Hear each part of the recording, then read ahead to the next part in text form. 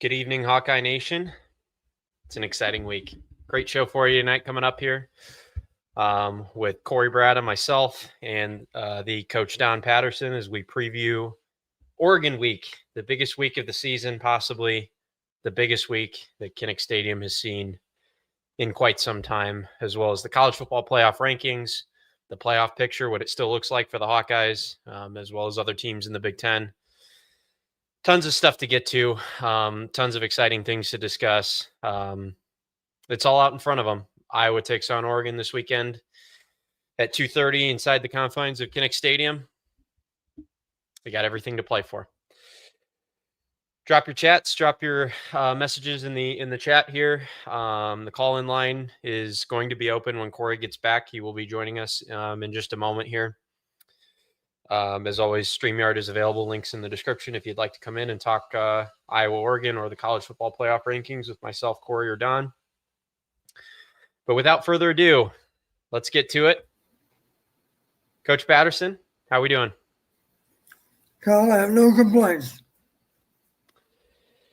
It's an exciting week. It really is. For a schedule that has really only provided us with, I would say, two other sort of big games, circleable games on the calendar, and both of them ending in losses so far, has been a little bit disappointing. But this is a real opportunity, and I think we all feel like Iowa has let a few things slip this year, opportunities that they've had, but definitely still in a position, I think we would all agree, where a win this weekend would undo a lot of the harm that's already been done.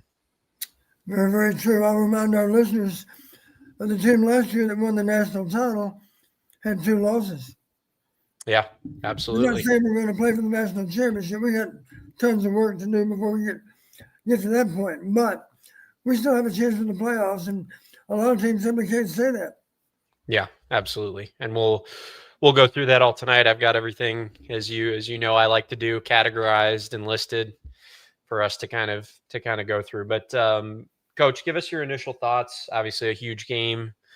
Iowa and Oregon both coming off of byes. We've got weather implications. We've got all sorts of things, all sorts of factors at play. What stands out about this game to you? What are things that viewers should be watching out for on Saturday? Things that they may not be thinking about. What's going to decide this game? Well, I'll try to keep it really, really simple up front, Kyle. Think of it this way. I actually went back and looked at all 8 of their games, even the non-conference games. And what I found is what I thought I might find. Here's the truth.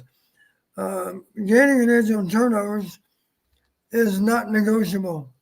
Yep. We have to do that. We need to do that in the worst way. Tell you why. Only one time has any of those 8 opponents beaten them on turnovers, and that one time was Indiana. And Indiana was only +1, but still, that makes a difference in the game. And then to add to that, Kyle, if you look at our 5 conference games and compare it to their 5 conference games, the winning percentage for those teams that won on turnovers is 100% win. It's not 10-0, it's 9-0. We've won all 5 of our games, or in the case, of course, of our one loss, we lost a game on turnovers that has something to do with Indiana beating us.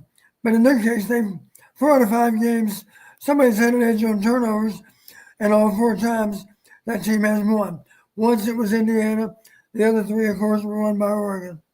Yeah, absolutely. And turnovers are something that Iowa's done a better job of the last several weeks, I would say. We kind of had a rough start to the season, definitely as far as forcing turnovers. I wouldn't say we were ever turnover prone ourselves, but definitely picked it up in the last couple of weeks. Obviously, the pick 6 last week made a big difference against Minnesota. Yeah, lots of stuff to talk about.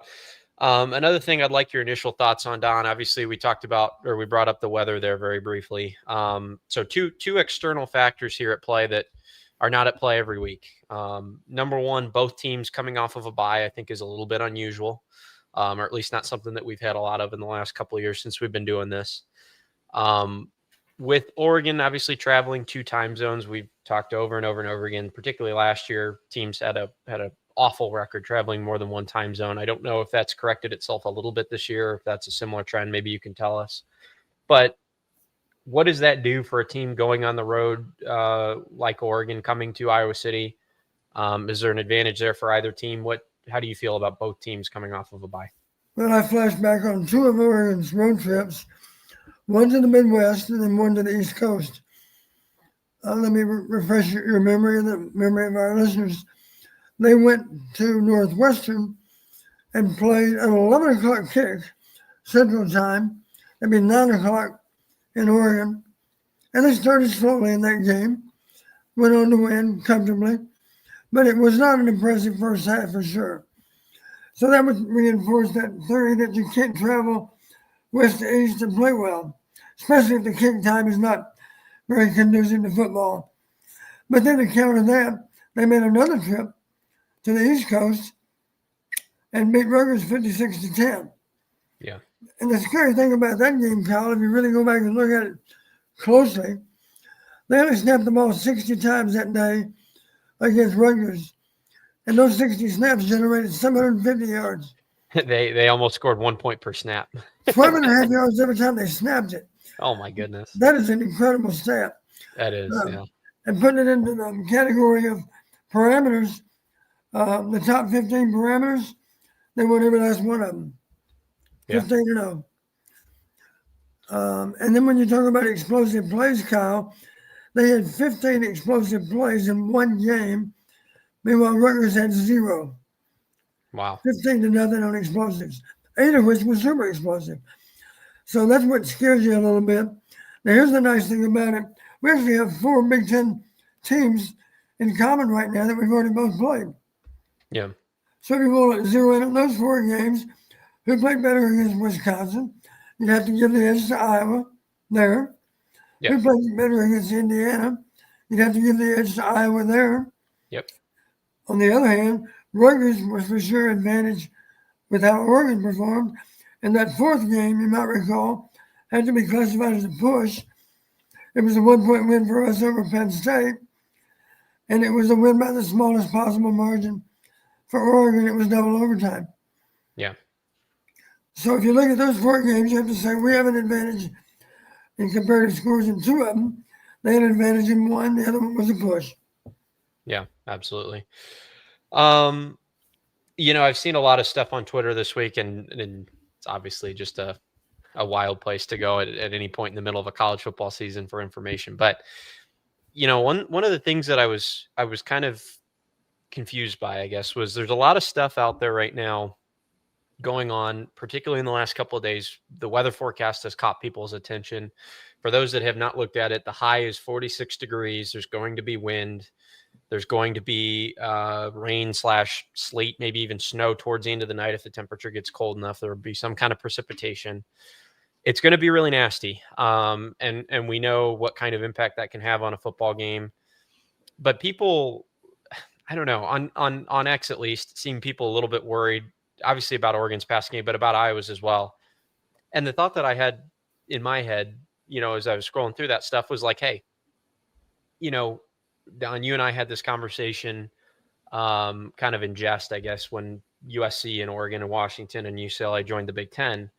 And I talked at length with Corey about it, about how, these programs, particularly USC, Washington, and Oregon, that had some decent football history, these were the type of games that we dreamed about, in my opinion, whenever those 3 joined the Big Ten. Was one of those teams was flying high, and they would come to Kinnick Stadium in the beginning or middle of November with bad weather, and we would see what we would see, right? And I think the game next week is one that we're more stylistically afraid of, going out west and having to play USC, particularly if it's nice out there and maybe playing their type of football. But talk about the weather, your thoughts on it, and whether we're, how Iowa fans should feel about it. Because I mean, my personal opinion is I'm optimistic more so about the game now, for a couple of reasons, because of the weather. Number one, obviously stylistically, if passing is not an option, or it's a limited option, it doesn't hurt Iowa as much as it hurts Oregon.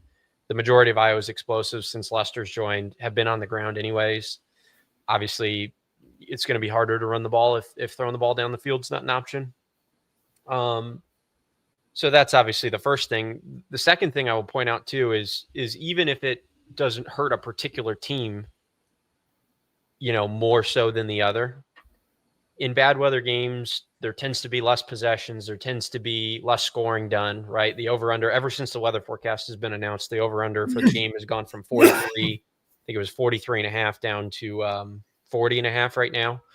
So basically what they're predicting is something around a 21 to 15 game right now, because Oregon's a 6-point favorite. So with that in mind, as the over-under continues to shrink, right, the margin of victory in theory would get smaller and smaller, you would think, right?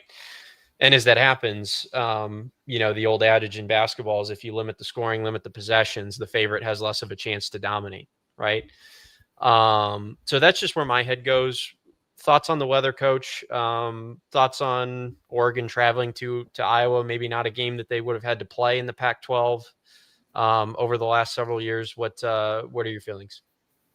I would say this: if anyone has an advantage based on adverse weather, it would be us. For a couple of reasons. The most obvious, they're more reliant on pass offense than we are. And of course, wind and wet can have an adverse effect on your ability to throw and catch.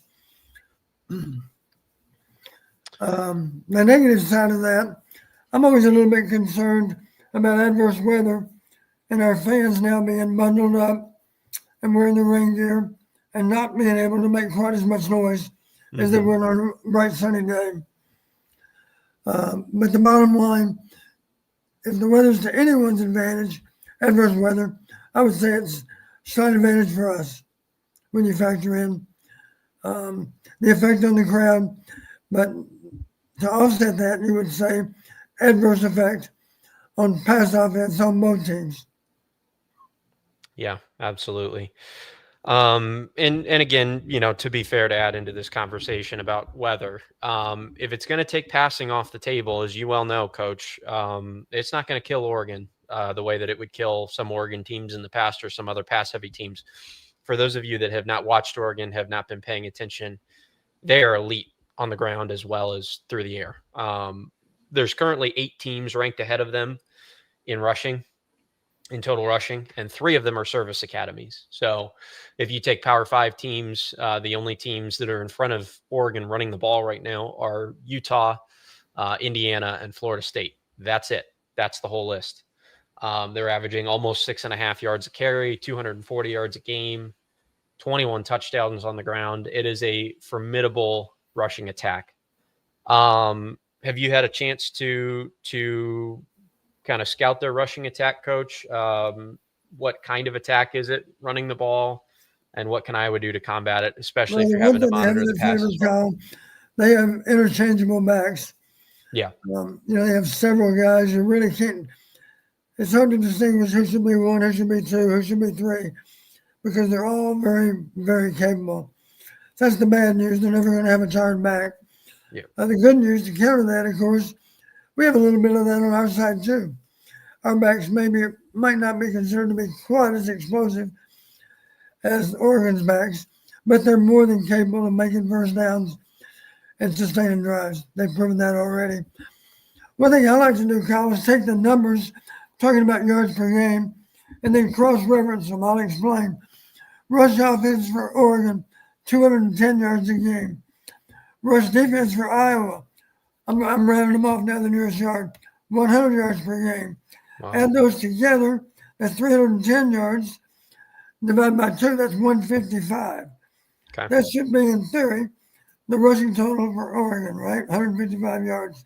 Yeah. When you cross-check the other direction, we're at 168 a game. They give up 132 a game. You add that, and then divide by 2, you got 150. So that would suggest they're going to outrush us by 5 yards, 155 to 150. Gives you an idea of how similar the numbers are. Yeah. They have an outstanding rushing attack. The bad news for them, we're one of the best at defending the run. Yeah. The bad news for us, they're also way above average in defending the run.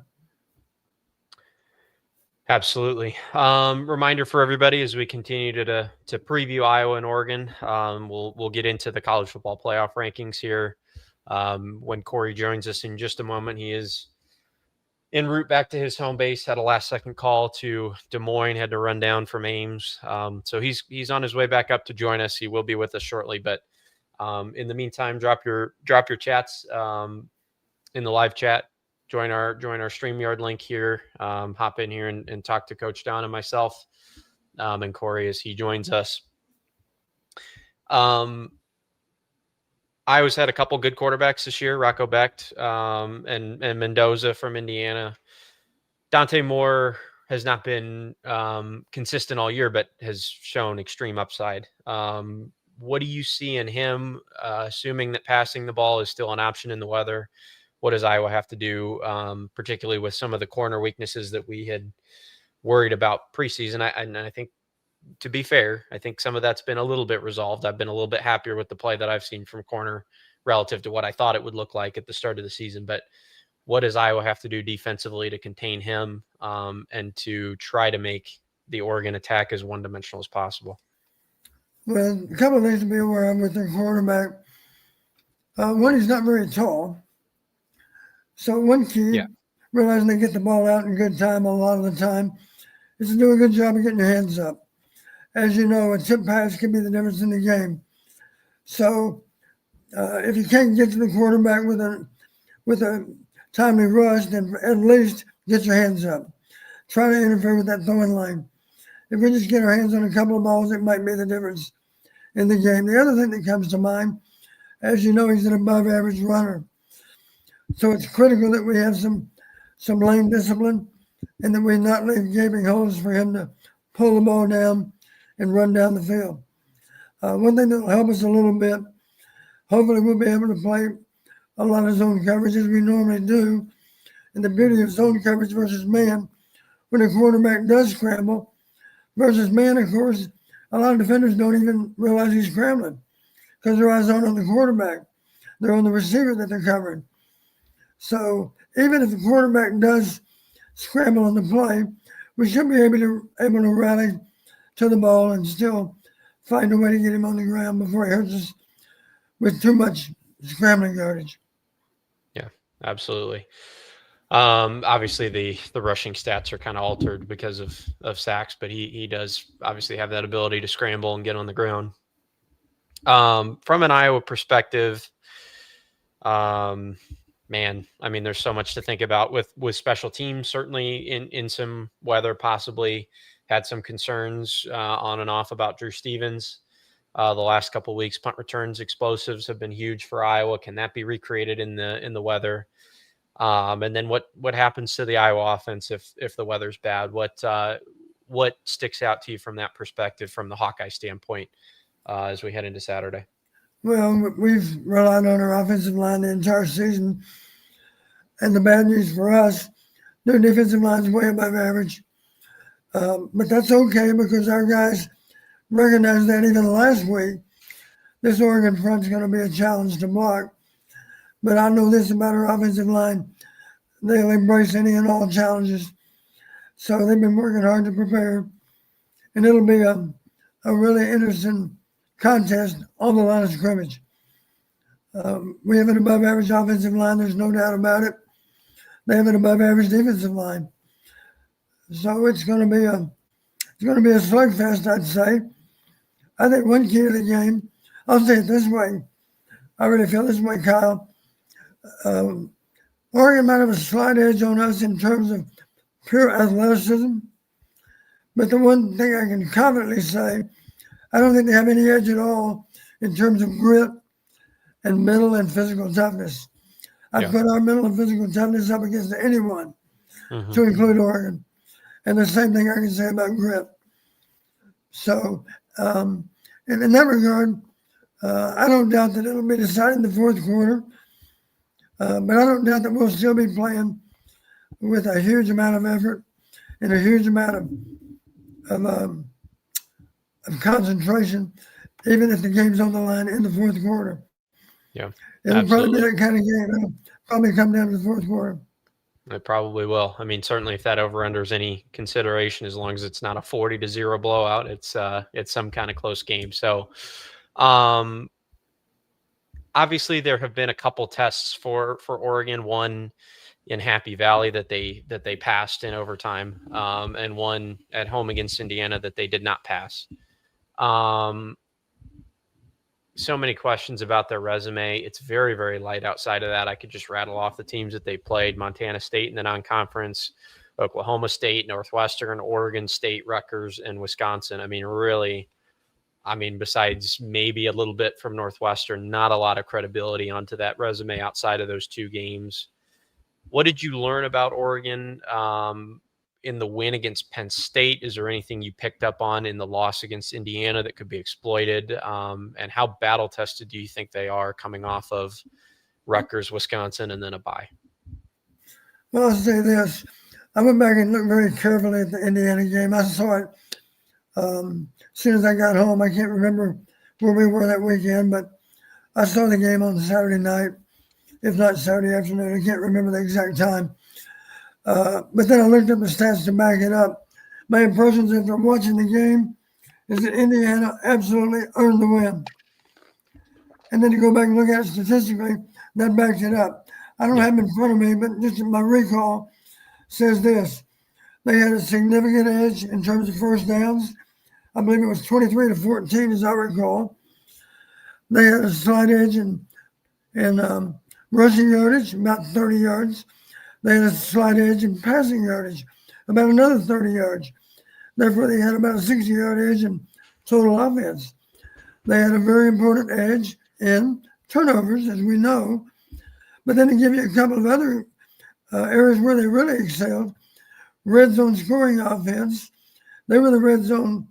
Let me be specific. Indiana was in the red zone 5 times and generated 24 points, as I recall. And you know how to score points in the red zone. You either get awarded 6, 3, or 0. That's it. So 5 possessions, 24 points. As I recall, I'm pretty sure that's right. The thing that sticks in my head, Oregon was only there 3 times and had a grand total of 6 points to show for their red zone attempts. So 2.0 versus 4.8. One's much more efficient than the other. The other thing that does come to mind, and I think, Kyle, we'd be remiss if we didn't talk about it at least, and I think this is critical. We don't have to win the parameter I'm about to talk about, but we at least have to be competitive.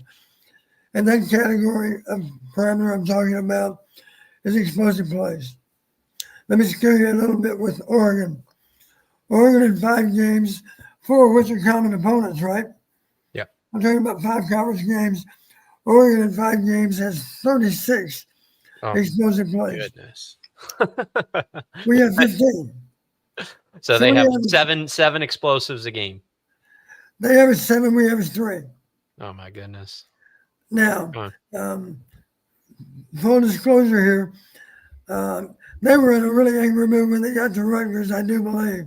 Yes. We've already referenced the game anyway. I think I might have mentioned they had 15 explosives in that game. Yeah. 8 of which were super explosives. So 15 of the 36 were in that one game. Okay. And we all recognize, even when we played Rutgers, the interesting thing about Rutgers this year, as you might recall, they're better than they normally are on offense. The bad news is they're worse on defense. And of course, Oregon exposed them in the worst way. Yeah. So we don't have to be even on explosive. That's unrealistic. I'd be thrilled if it was a push. If we could be even, to me, that would be a win because they routinely outdo the other team on explosives. Yeah. So the good news for us, as you know, last year we were one of the best, not just in the Big Ten, but the best in the country. This year we haven't been quite that good. But having said that, let me just look at how we've done in defending explosives in our 5 games. I'm talking about plays that are 20 yards or more, as you know. We've given up a total of 14 in those 5 games. But here's the good news. 11 of those came in those first 2 games. The last 3 games, we've given up one play of 20 yards or more in each of those 3 games. One reason we won, of course. Is that right? Was it the end game 2 in the conference? Yes, it was. Yeah, it was. Yep. It was. So those 3 wins, of course, were Penn State, Wisconsin, and Minnesota. Yeah. Before we So move on, I would just like to point out to our viewers the quality of analysts we have on our program here is unbelievable. I just not that it was a random game from the Big Ten Conference, but it was a game from the Big Ten Conference not involving Iowa, and we had 23-14 on first downs, 30-yard rushing difference, and 30-yard passing difference as a estimate thrown out by our coach Don Patterson, and 60-yard total yard difference and +1 on turnovers thrown out. And the rushing difference was exactly 30 yards. The passing difference was 29 yards. The total yardage difference was 59 yards. First down, 23-14, and +1 in the turnover. So I was off by a yard. you were off by exactly 1 yard. So if we have any questions on analytics tonight, we'll direct them at ours truly, Coach Patterson. Let me give you another analytic that relates to what Indiana did to them. Indiana controlled time of possession also. Yes, they did. Yep. 31-50 to 26-10, I believe. It was you got the seconds mixed up. It's 31-10 to 26-50. Gotcha. Well, we'll forgive you for the mistake, Coach. Let me say one other thing about that game, Kyle, because it says so much about Indiana, but it also says something that maybe gives us a little bit of a vulnerability with Oregon. What impressed me about Indiana in that game, you might recall the game. Remember the pick six? Yep. In favor of Oregon, right? Mm-hmm. That was, I believe, late third quarter. Tied up the game. What did Indiana do on the very next possession? 75 yards and a touchdown to break that tie. Yep, it's the bounce back statistic. It's transferable to any sport, to golf, to baseball, to football, to anything. One of the great markers we've always said of great players. If you look back in golf at different great seasons that have been had, players that have led the tour and bounce back statistic, which is, for people that don't know golf, making a birdie immediately after making a bogey or worse. Those people that are at the top of that statistic tend to also be top of the world ranking. So I imagine something like that could be applied to football as well. Yeah, very interesting stuff. And you touched on as well in that Rutgers game, one of the things that has really stood out to me about Oregon since Dan Lanning has been there is motivation, right? They tend to come out with their pants on fire, with their hair on fire, particular weeks when certain things have been said and done in the media. I think about the Colorado game when Coach Prime first went there, and there was that famous speech that was on all over TV and social media. They're fighting for clicks, we're fighting for wins, right? You remember that speech before Colorado? There's been different games where coaches have laid out a gauntlet towards Dan Lanning. Obviously, coming off of losses, they're very, very dangerous. I'm slightly concerned going into this week from that perspective for a couple of reasons. Number one, there's been several major shows that have not written Oregon off in the playoff race, but because of their now weakening resume, obviously their big win against Penn State's no longer worth much of anything, right? The Rutgers win, not worth much. Wisconsin, as we've kind of detailed all of their resume. So again, the biggest win you could point to at this point, unless you obviously, the committee will account to a certain extent that Penn State then is not Penn State now, right? Those are two different teams. But the biggest win record-wise right now is that Rutgers game or the Northwestern game. So between all of that going on, the College Football Playoff Committee has ranked them number 9 at 7-1, I believe, which I think I'm afraid they may use a little bit of that as motivation. Several national media pundits this week have been really dubious about, if, for example, if Oregon loses another game, because they do have a gauntlet down the stretch here. They've got a trip to Kinnick, then they host Minnesota, they host USC, and then they go to Washington at Husky Stadium, where they've had a terrible record over the last 5 to 10 seasons. So with all of that in mind, is there anything there that concerns you? I do worry because I think he's such a good motivator as a coach, with them hearing all this stuff from the national media, getting ranked 9th in the country in the first CFP playoff roll rankings. And with the schedule that they have remaining, do you worry that they're going to come out of their bye with their hair on fire? And does it matter if Iowa plays really, really hard? How big of a factor is something like that? Well, I do think it's important that we get off to a good start. Yeah. And one reason I say that, of course, I got in trouble one time for commenting after a game. I'll remind you of the game. It was years ago.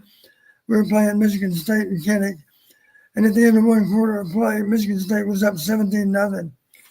And on the last play of the first quarter, we made our first down. The final score that day was Iowa 37, Michigan State 30. And after the game, I said, I'm really glad that our football team's a lot really tougher than our fans, because a lot of fans were ready to give up. We fought back. And oh, dear. The fans probably didn't think it was very funny. Yeah. But you get my drift. We need to start this because we don't want to give them any encouragement. We don't want to play from behind. So we'll see if we can get that done. I think that's important.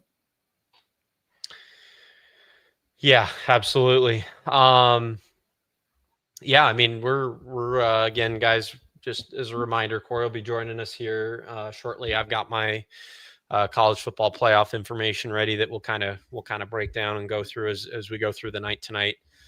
And we can get into that eventually if Corey doesn't show up in the next couple of minutes here. But again, drop your questions in the chat, comments in the chat, hot takes about the game, all of that sort of thing, and call in as well. We don't have anybody on our StreamYard call-in line, so if you'd like to talk to myself, Coach Patterson, Corey Brattle when he gets back, link is in the description for the StreamYard call-in line. So give us a call and give us your questions, and we can dive into them.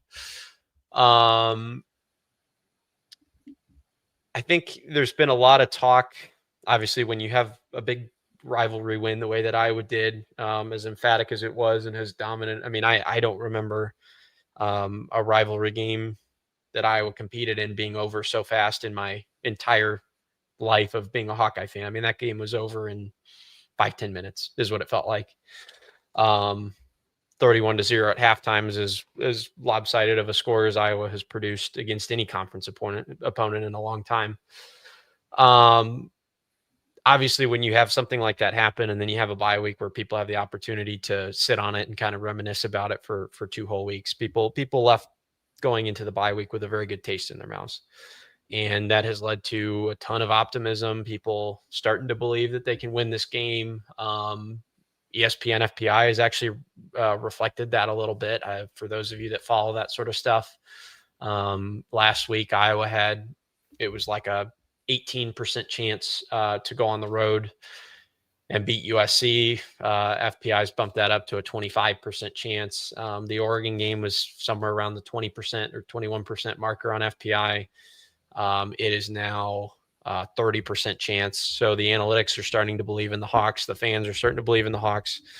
From the Hawkeye perspective, obviously going into the bye with a little bit of momentum. I mean, no crazy wins, obviously, no, top wins against national powers, but 37-0 against Wisconsin, survive a tough emotional game against Penn State, and then just beat up on Minnesota.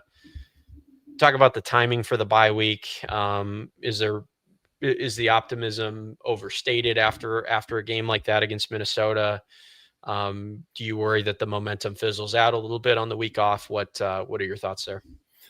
Well, I do know this. A lot of people have made some extensive study about teams after buys. And the only thing I would say, I just have a lot of confidence in our coaching staff, Kirk in particular, that they know how best to handle the off week. Obviously, everybody's beaten up by this time of the year. Oregon had the same advantage with the bye last weekend too. But Kirk has more experience in knowing how to handle those situations than even Coach Lanning does, simply because he's coached longer as a head coach. So it's hard to say. Teams do appear to be different when they take a week off and come back and play. Sometimes you get odd scores. I'll admit that. But again, I think as long as the team has their head on straight and understands that it's not a sprint, it's a marathon, it's a long run. And as long as they understand to take advantage even of the off week, and there's a lot of ways to take advantage. One way is simply to be really timely with your rehab, so you get the best possible rehab. Yeah. Because when the off week is done, obviously you need to be able to go back to work and prepare for that next game. And I'm sure both sides have done that well. So it will be interesting to see which team appears to have a bigger letdown by virtue of the fact that we both had buys. It's entirely possible one team will underperform in the early stages of the game, in part maybe because of the off time. The other team maybe will perform significantly better. And the interesting part, we don't know which one's going to be which team. Yeah, absolutely. And you throw weather in there as another wrench, and it could get ugly very quickly for one side or the other. We have really no idea. I tend not to worry about Iowa too much, obviously defensively, but to me it feels like, and maybe this is just a feeling, but it feels like Iowa is, as a team, they're built more on structure, discipline, and decision making, and those are not things that are really subject to tons of highs and lows, like a team based on athleticism, speed, quickness. Those kinds of things are subject to that. I don't know. I mean, I could see a team that plays a lot of man coverage, for example, being very motivated and playing at an elite level because of motivation or something like this, versus Iowa, who's basically just sitting back and say, hey, we're going to wait for you to make the mistake. That doesn't seem like a setup that's particularly susceptible to a huge letdown, I guess. But I don't know. Just a thought. Well, here's one thing to realize. We didn't talk really about super explosives, but over those 5 games, they've had 12. Mm-hmm. Would you want to guess how many we've had? Oh, gosh. Not very many. Well, Gronowski's had a couple. I don't know. Maybe they have had a few. I'll go 7. 3. Okay. Get my broken finger. I'm too optimistic. 12-3. So here's my point by bringing that up, Kyle. I don't think there's any doubt they're going to hit some 20-something yard plays on us. Yeah. What's key is getting them on the ground, making them go again, and being sure that a 25-yarder doesn't turn into a 65-yarder. Now, we were exceptional last year in that regard, and here recently we've done a lot better. We've given up in 5 games a total of 6. Yeah. But again, 5 of those 6 happened in game 1 and game 2. So last 3 games we've had 1 super explosive play that we've allowed. So here's my point in talking about explosives and super explosives. We don't have to win either one of those. But what I would like to do, I'll put it this way, if we can somehow be even, that is a win for us. Yeah, and I wonder as well, too, just trying to come up with things that may be interesting to follow. Oregon super explosives versus Iowa's drive killers, negative runs and sacks. That could be an interesting line to follow. Yeah, I mean, just lots of interesting things. It's and again, I know you're more into the analytics and stuff, Don, but it is, I'm sure you'll agree, it's exciting to have a game like this in Kinnick, and really a game that, I mean, just going off of fan sentiment, is the first time in a while that I've seen this much belief in Iowa to get a job done like this. And you go back to 2021. Penn State at home. Obviously, that we didn't realize at the time that Penn State fell apart because of Clifford's injury, but they didn't end up becoming a national power the way that season, at least the way we thought that they might. So you could argue biggest game in Iowa since when? What would you consider that Penn State game a bigger game? Or are there other ones that come to mind? Where does this rank as far as last 5? Penn State was right when we played them. In 2021, I'm talking about for at Kinnick, when the 3 versus 4 game. Okay, 3 versus 4. Yeah. That's probably the biggest game since then, I guess. I'm glad you mentioned sacks, Kyle. Let's go back to the Indiana game again. Decided edge in favor of Indiana. 6 sacks, as I recall, to 1. Interesting. Okay. And you know how we feel about sacks. Yeah. Typically, they are drive killers. Yeah, absolutely. Yeah. And how has Iowa done in that category in the last several weeks? I know we had a lot of optimism for the defensive line and we've seen good plays, but where have they where have they fallen in the last, certainly in conference play? I'm not sure where they stand in terms of sacks. I do know Wisconsin's a good example. Wisconsin simply decided we just got to get this thing over with. So let's forget about trying to do anything that requires a quarterback to hold the ball. He very seldom threw. If he did throw, the ball came out quick. They avoided sacks. You might recall, of course, as the game got really out of hand, they didn't even bother to try to throw hardly. They were just running the ball, punting it, trying to get the thing over with. So we haven't had many opportunities lately to really feast on another team's offense because we had some ugly games and they really weren't trying to sit back there and get back in the game.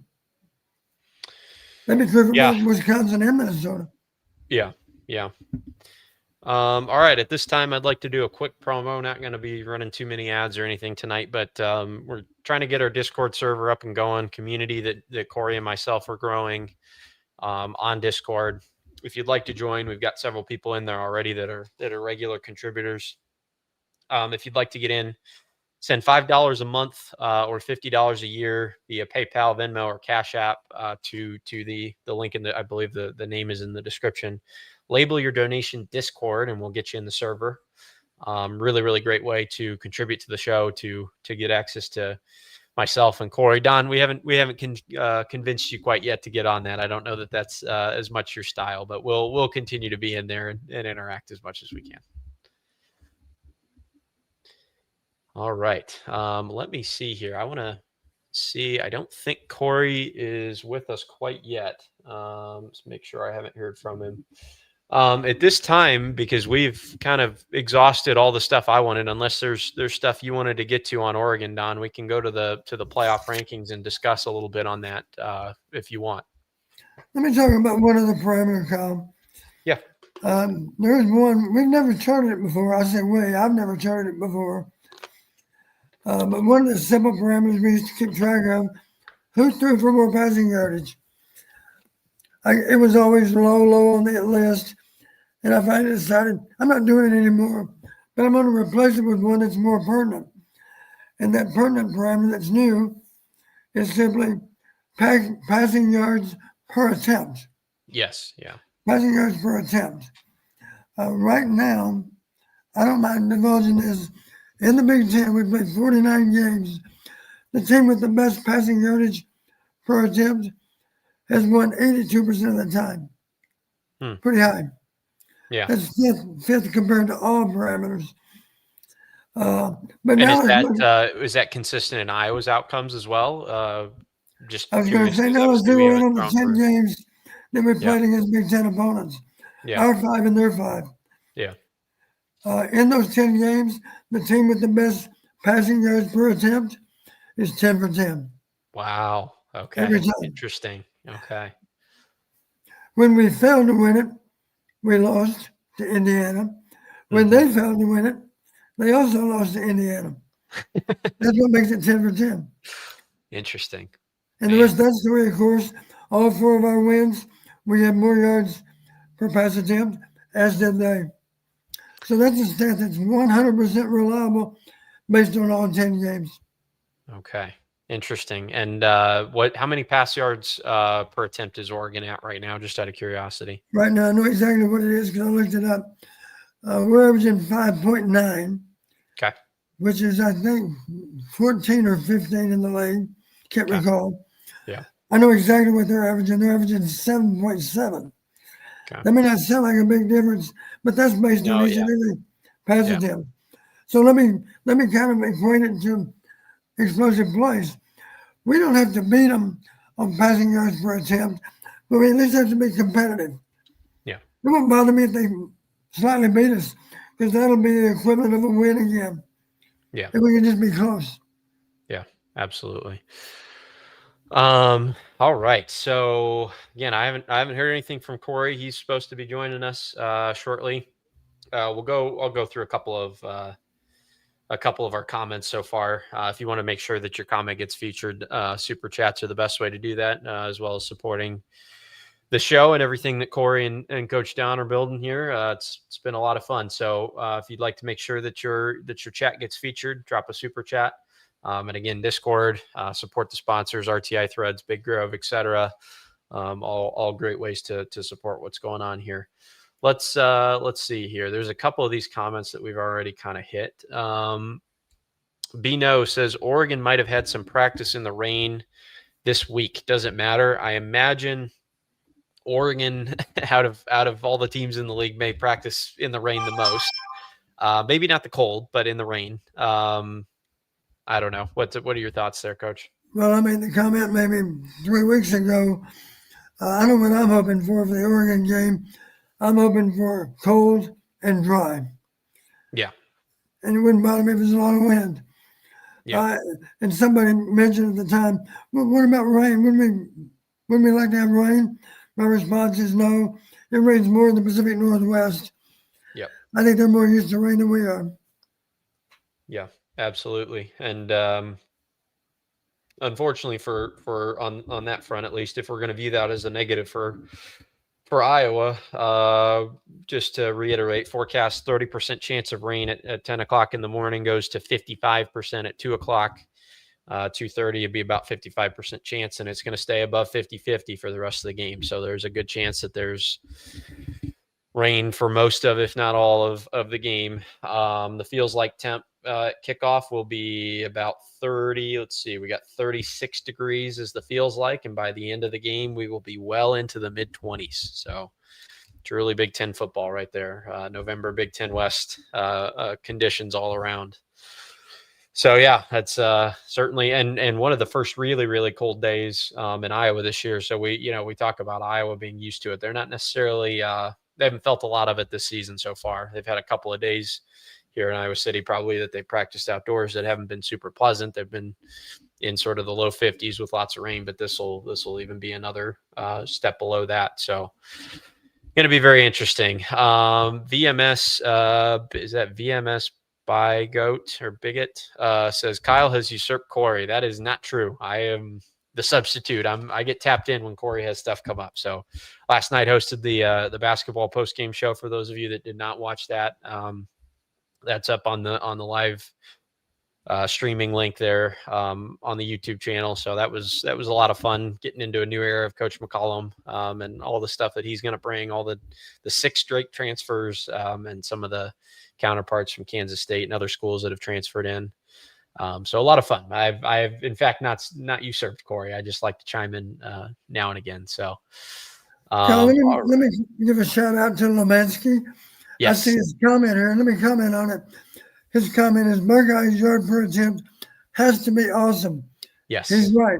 It's number 1 in the league, and it's 9.8 yards per pass attempt. Compared to Oregon's 7.7 and our 5.9. You would call 60 pass plays if you were the Ohio State offensive coordinator, wouldn't you? Just to watch that. One reason they're averaging almost 10 yards per throw is they throw when they want to, not because they have to.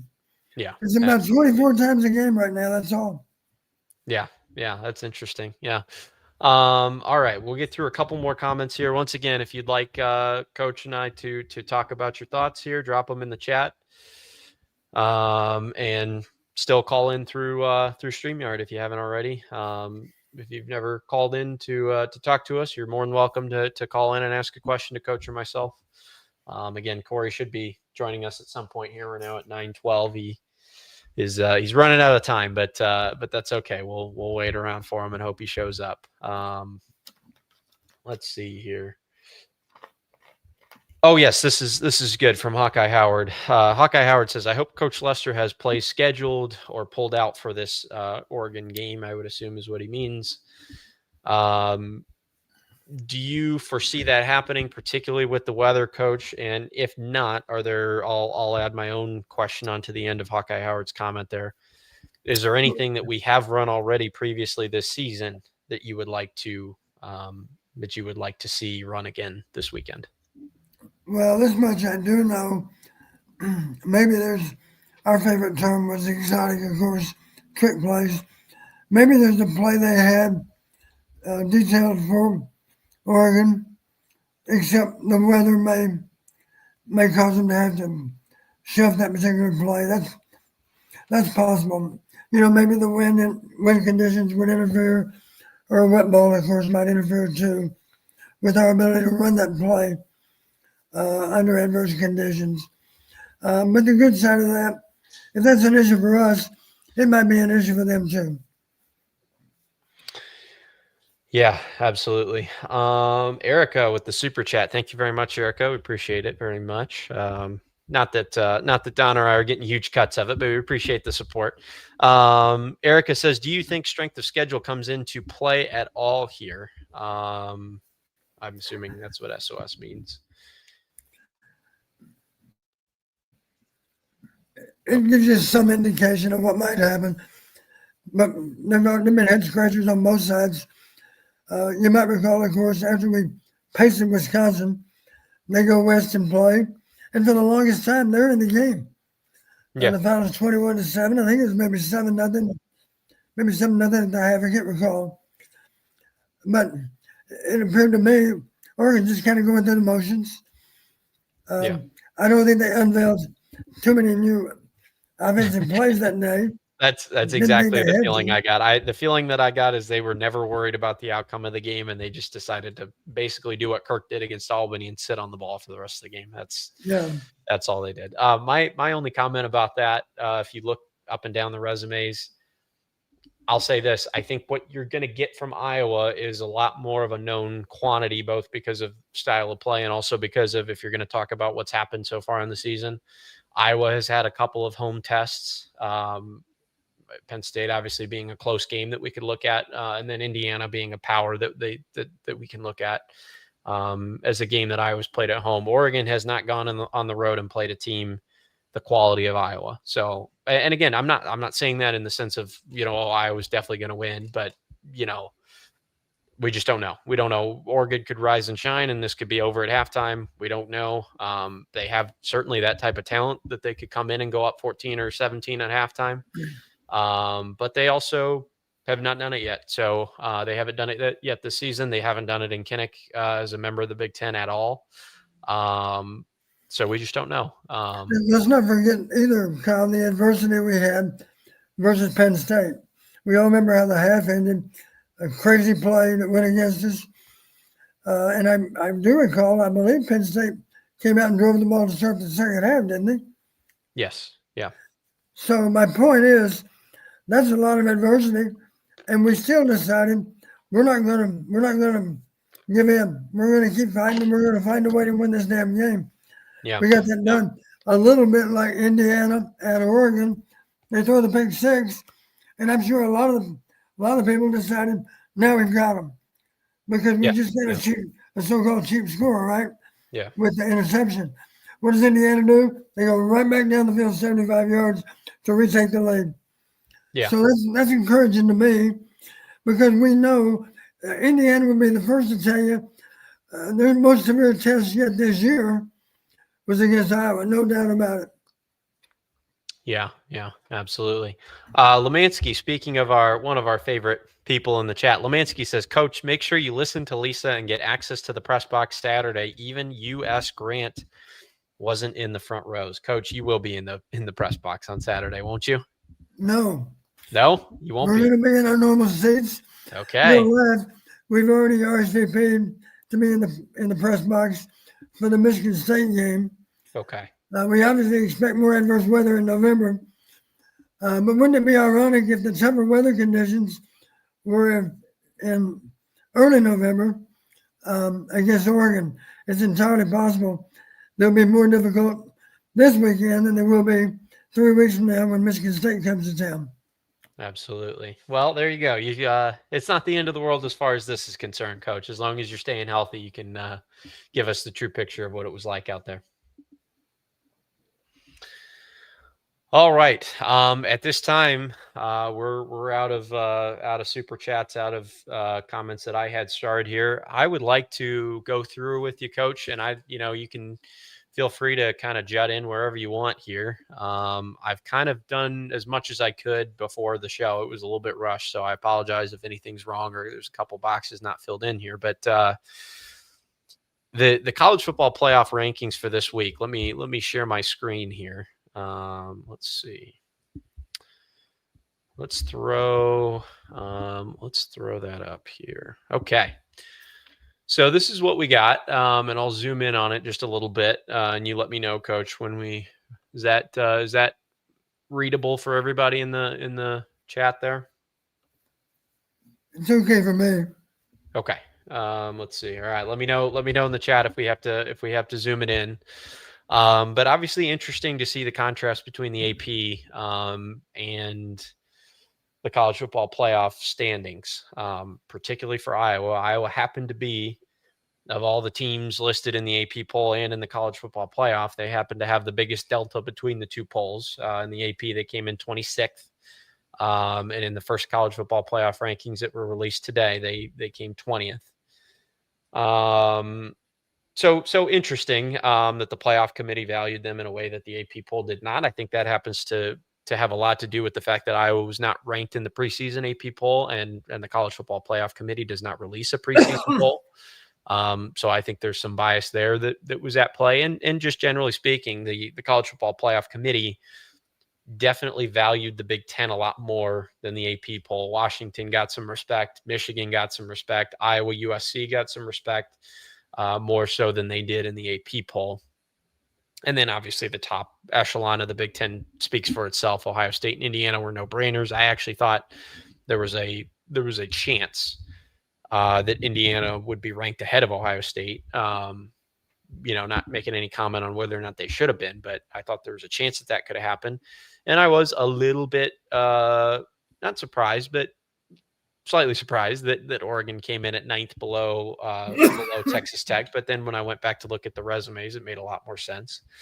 So I want to kind of go through, obviously this is a lot of information for people to read. So I'm going to distill it down for you as much as I can.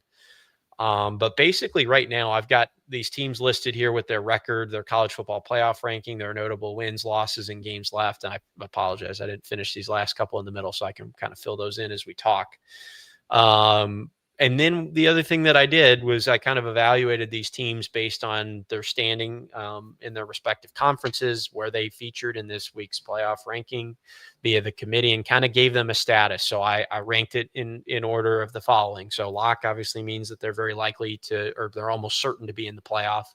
Likely to me meant that they're probably greater than 75% chance to make the playoff. Contender was my next tier, probably around a 50-50 or slightly below a 50-50 chance. If you are alive, then that means you have a path to the playoff, but it's not a very wide one, including teams that either must win out against difficult schedules or must win out and get some help.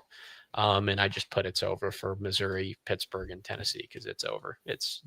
Between losses that they've suffered, things that the conference or that the college football playoff thought or did not think about, the ACC in particular, and for Missouri losing their starting quarterback, I just don't see a path for either of those teams to get into the playoffs. So basically with that information, this is what I came up with. So Ohio State, Indiana, Texas A&M, all undefeateds, all could lose one more game and still make the playoff. Those three teams will be there, no doubt about it. Even with two losses, if it includes a berth in a conference championship game, for example, if Indiana were to lose in the Big Ten championship game as well, I don't see the committee taking them out of the playoffs with their win against Oregon and all they've been able to accomplish to this point. They're in. Ohio State has basically one game left against Michigan that's going to test them. And then they have the Big Ten championship game. At worst, I see them going 1-1 in those two games. Even if they went 0-2, I think they're in. Texas A&M's built quite a impressive list of wins this year.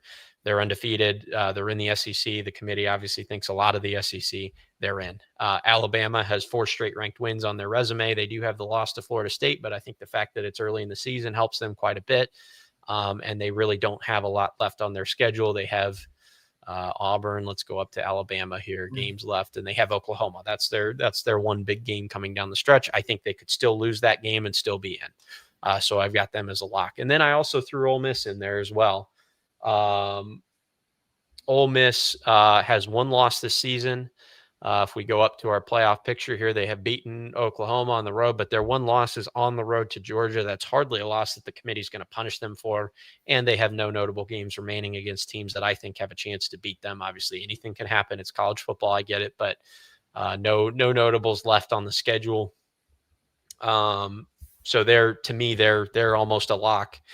And then we go to the likelies. Notre Dame in the likely category. I threw them in. Obviously, they have the 2 losses. They're both to teams that are ranked in the first poll here. Miami and Texas A&M. Obviously, Texas A&M, the committee thinks very, very highly of with their undefeated record. So Notre Dame has 2 not super bad losses, and they obviously don't have a lot left on their schedule. They have Pitt, I believe.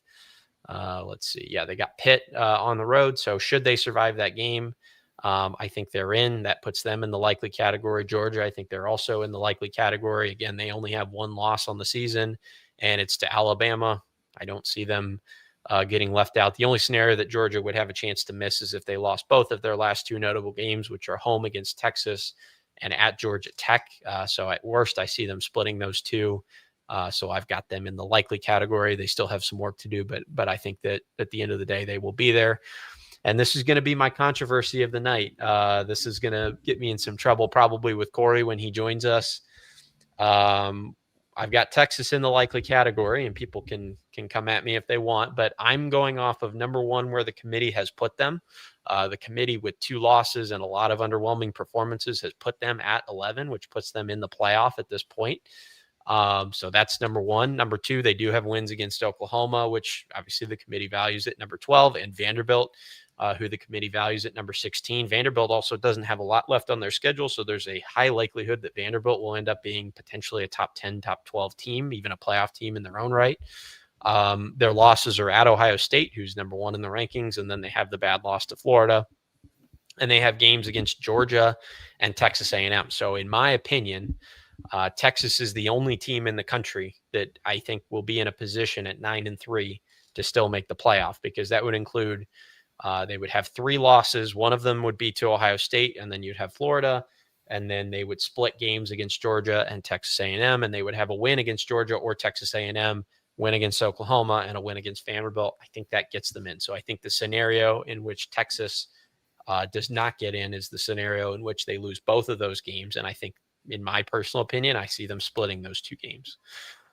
So with that in mind, we've got 8 teams that are either locks or likely. And in reality, the odds are that we'll go 5 for 5 on that tier, and maybe we'll go 2 for 3 on the likely tier. Maybe one of those teams will slip up. So there's 4 to 5 spots remaining. You would have the ACC champ, which gets a mandatory, obligatory spot. You'd have the Big 12 champ that gets a mandatory spot. You would have the group of 5 team that gets a mandatory spot. So that takes up 3 more spots. So say we're already at 7 plus those 3, we're at least 10 spots should nothing crazy happen in these first 2 categories. And then you would have 1 to 2 at-large teams, depending on how many of these teams in the lock category and in the likely category hold on to their status. And among them, you'd have a whole bunch of contenders among those being the Big 12 loser between BYU and Texas Tech. It looks like one of those 2 teams is likely to win that league. So obviously whoever wins the league would be into the playoff. Whoever doesn't win the league would be in this sort of contenders category. The ACC loser, I think, has a little to no chance, but we'll throw them in out of respect. Oregon's an interesting team that we obviously talked about, previewed the game with Iowa, but they have a lot left on their schedule, including 3 teams in this category right here that I've kind of shelved. For now, they play Iowa, Washington, and USC. And then we've got Oklahoma, Utah, Vanderbilt. And we've got 4 teams out of the Big 10 that are alive in my alive category right now: Iowa, Michigan, Washington, and USC. Those teams are all in a position right now to where they must win out in order to go. There's no way any of those teams are going to go at 9-3. So yeah, that's the picture right now for those of you that have not followed along super closely or just saw these rankings for the first time. I know that was a lot of information, Coach. Any thoughts on any of that? Any of those tiers? Thoughts on how the committee value different leagues? Take a stab. Anything that you want to attack there? Kyle, let me throw this out. I think this is a novel way to look at it. We all recognize this. We've got 2 losses. So really, our game on Saturday is an elimination game. Yes. That's how we have to see it. Here's my point. Let's imagine right now that we are the basketball equivalent of being in the field of 64. Okay? Yep. If you win the next 4 games, that's the equivalent of being in the field of 64 and going to the Final Four, right? Yep. 4 in a row. Yep. Yep. So the bottom line, the only way we can make that 12-team playoff is to win out. Or another way to look at it, it's the basketball equivalent of winning the first, second, third, and fourth round games. That'll get you to the Final Four, or in the case of football, that'll get you into the field of 12.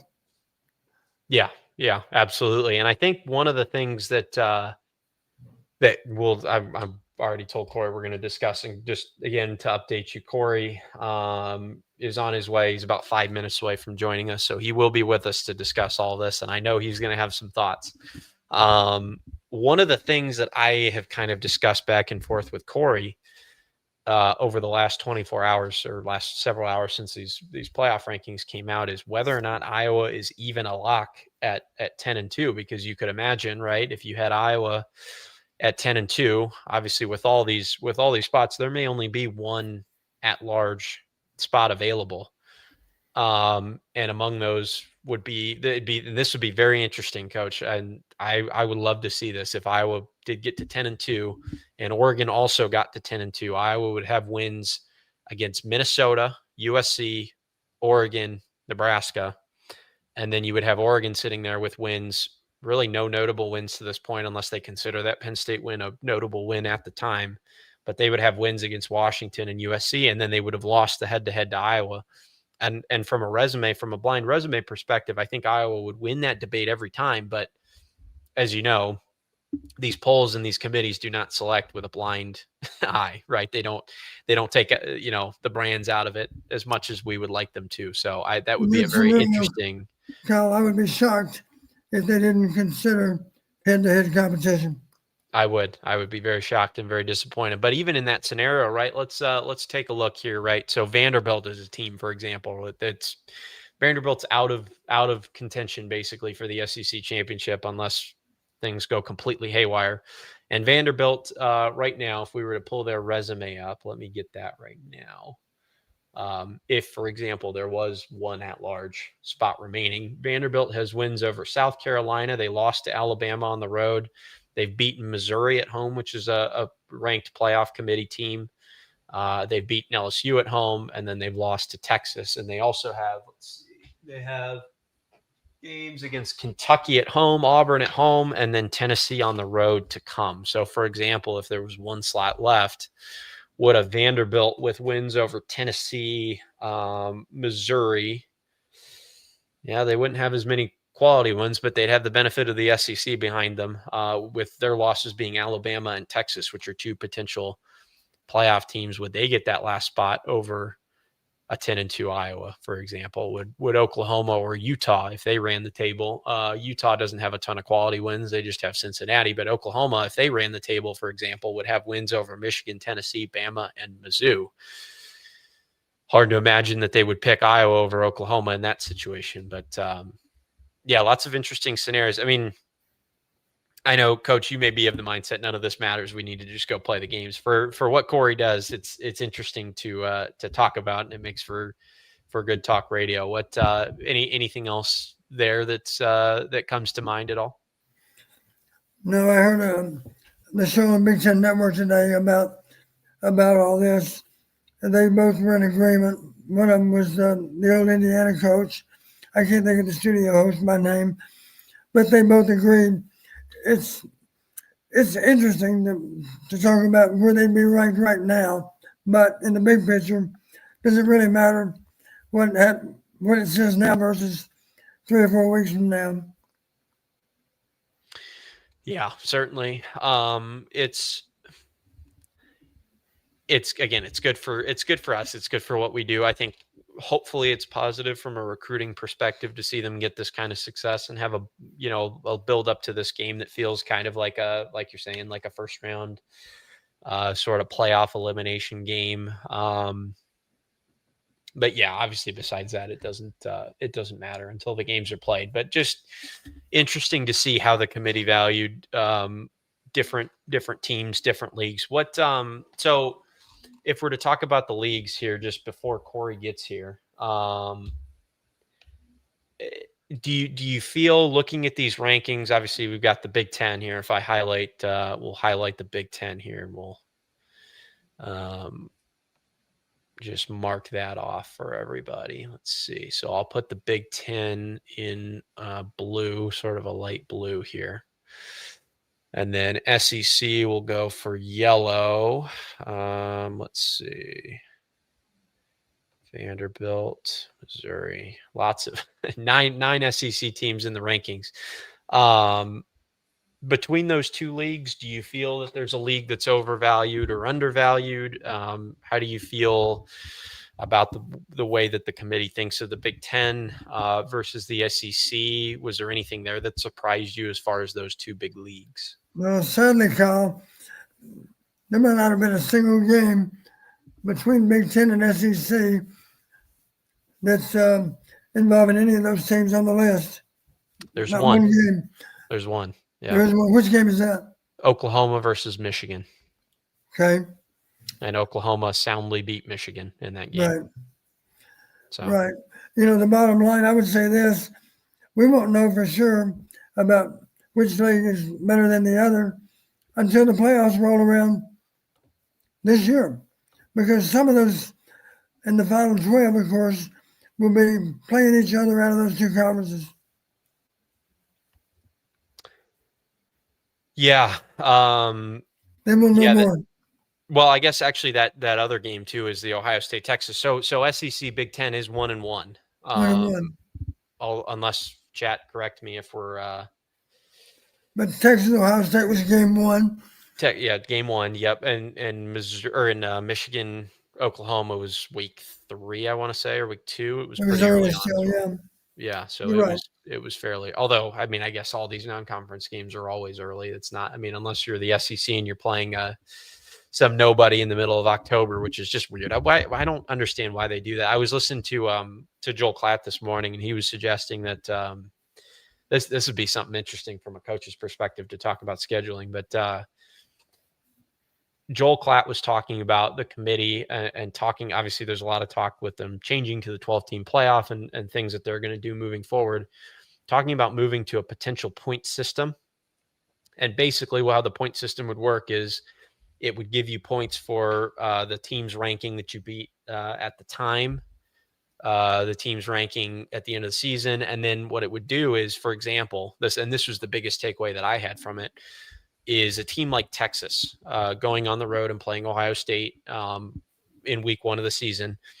Teams now tend to view that if you're a Texas, you think you're going to go win that game, right? It's a little bit different, right? But if you're Iowa, you don't schedule a trip to Texas week 1 of the season, right? Because it's a huge liability, right? If you take a loss there and possibly an injury or two from some great athletes, you're looking down the barrel at 11 games where you're going to have to go 10-1 or better.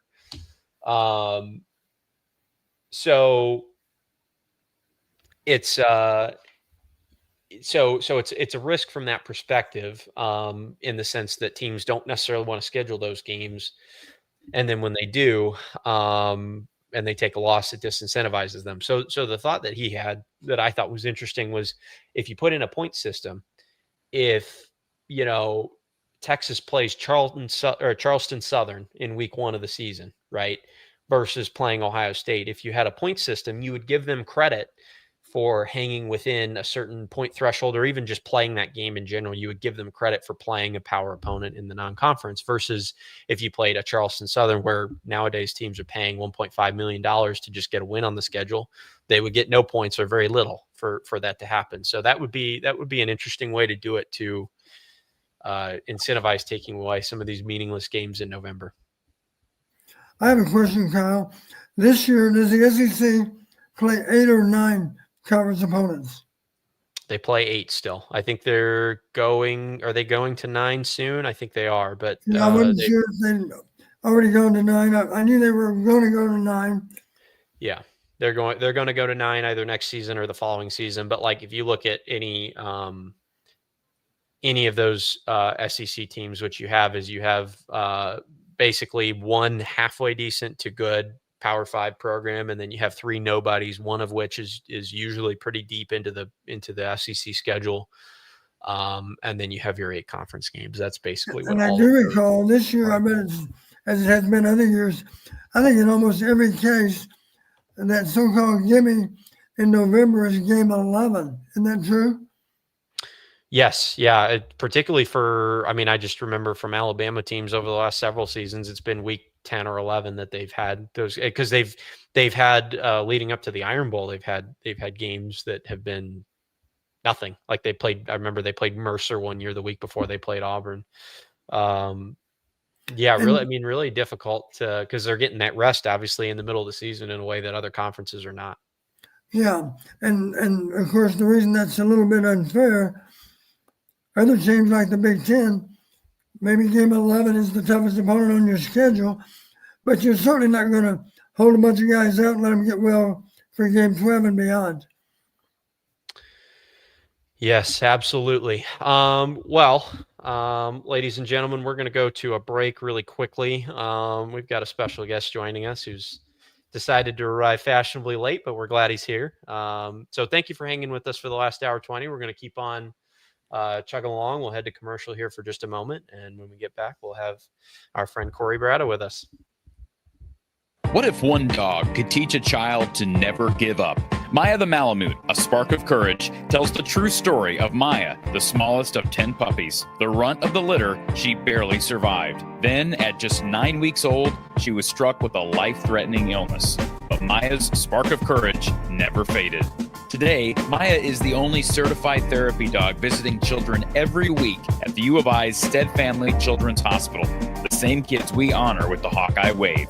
When Maya enters a hospital room, faces light up. And for a moment, children facing their toughest battles rediscover hope.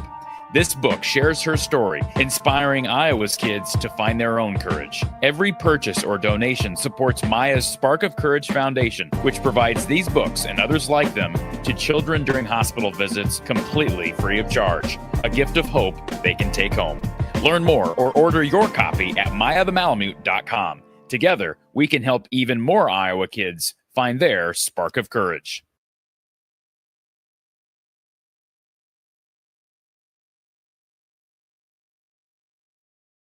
Let me introduce you to one of the proud supporters of From the Hawkeye of the Storm, Iowa floor covering down in Bondurant. Now, for the last year and a half, you've heard me talk about this great company in the heart of central Iowa. They've got their tough core, click together, 4.5 millimeter waterproof vinyl flooring, great for you DIYers out there. But even if you're just a contractor or you need a different type of flooring, they've got you covered, whether it be tile showers, carpet.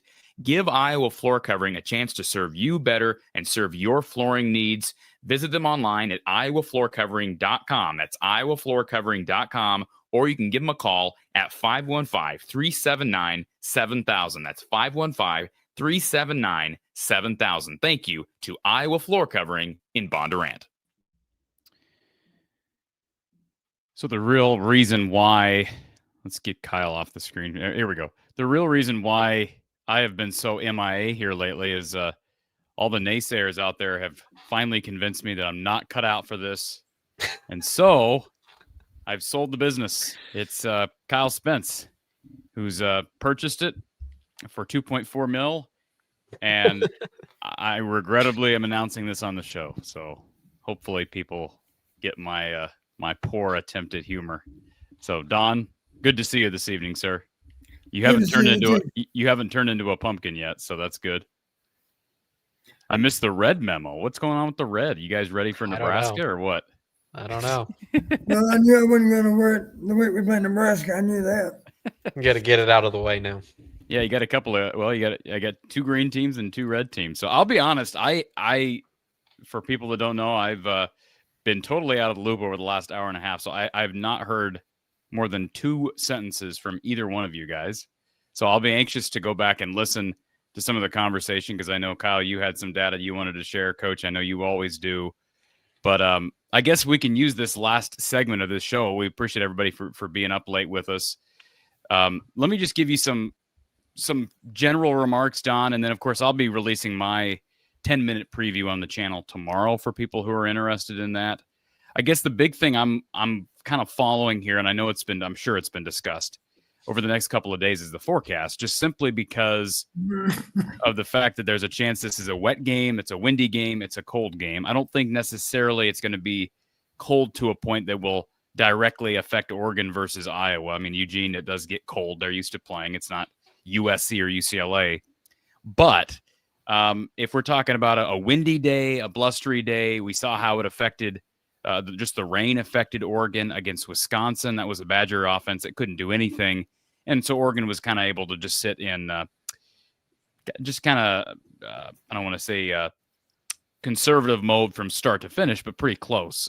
They sat on the lead and didn't even insert Dante Moore after he got banged up. They just left him out of the game and let him heal. Of course, they had the bye week. So I know you probably covered this, Don. I apologize if I'm asking you to rehash it, but am I wrong that the weather this might be the game thus far where the weather has the most impact on the result, potentially? I think so. And I said it this way, Corey.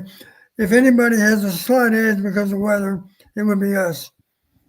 Yeah, and just correct me if I'm wrong. It's for fans who are wondering why that is.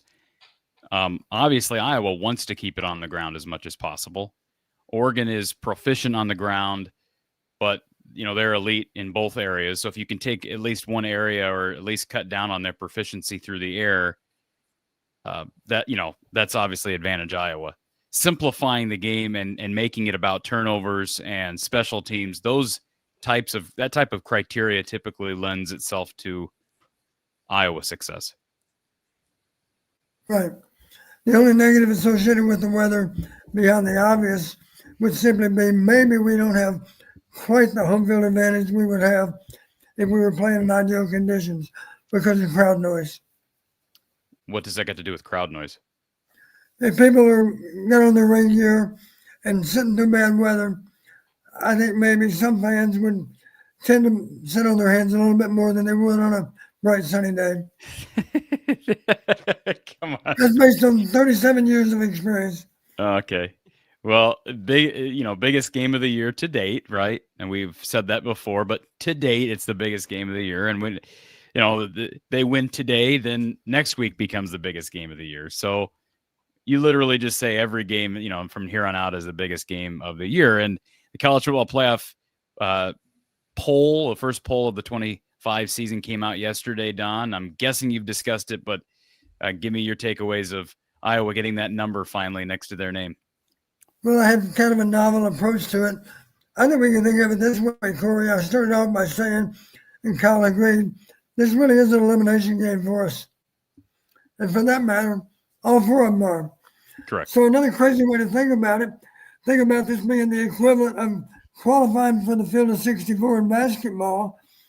And the good news, if you win the next four, as a basketball participant, you're in the Final Four. If we win the next four, we should be in the field of 12. So it's March Madness, except it's in November. What's crazy about this? Yeah, it does. And what's crazy about this game, and Kyle, you may say I'm wrong on this, Don, you may argue it as well, but they're in a situation, Oregon is, where they don't really have any marquee victories right now. Their best win being at Penn State or against Northwestern.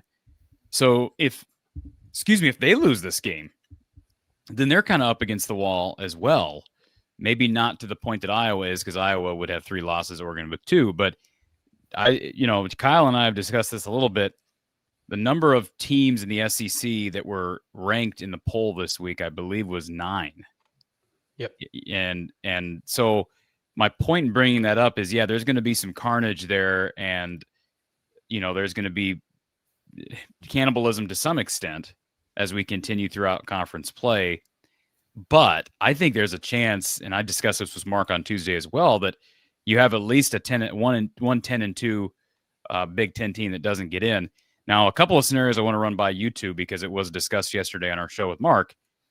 If Iowa were to win out, okay, if Iowa were to win out and Michigan wins out, okay, that means Michigan finishes with 2 losses, 1 loss in conference play, or excuse me, they am I wrong on that? Let me pull. Yeah, one loss in conference to they lost to Oklahoma, and then they would have lost to who was their other loss? Thank you. I can't remember. So an almost identical resume to Iowa's, except they would have a win against Ohio State. Iowa would have a win against Oregon.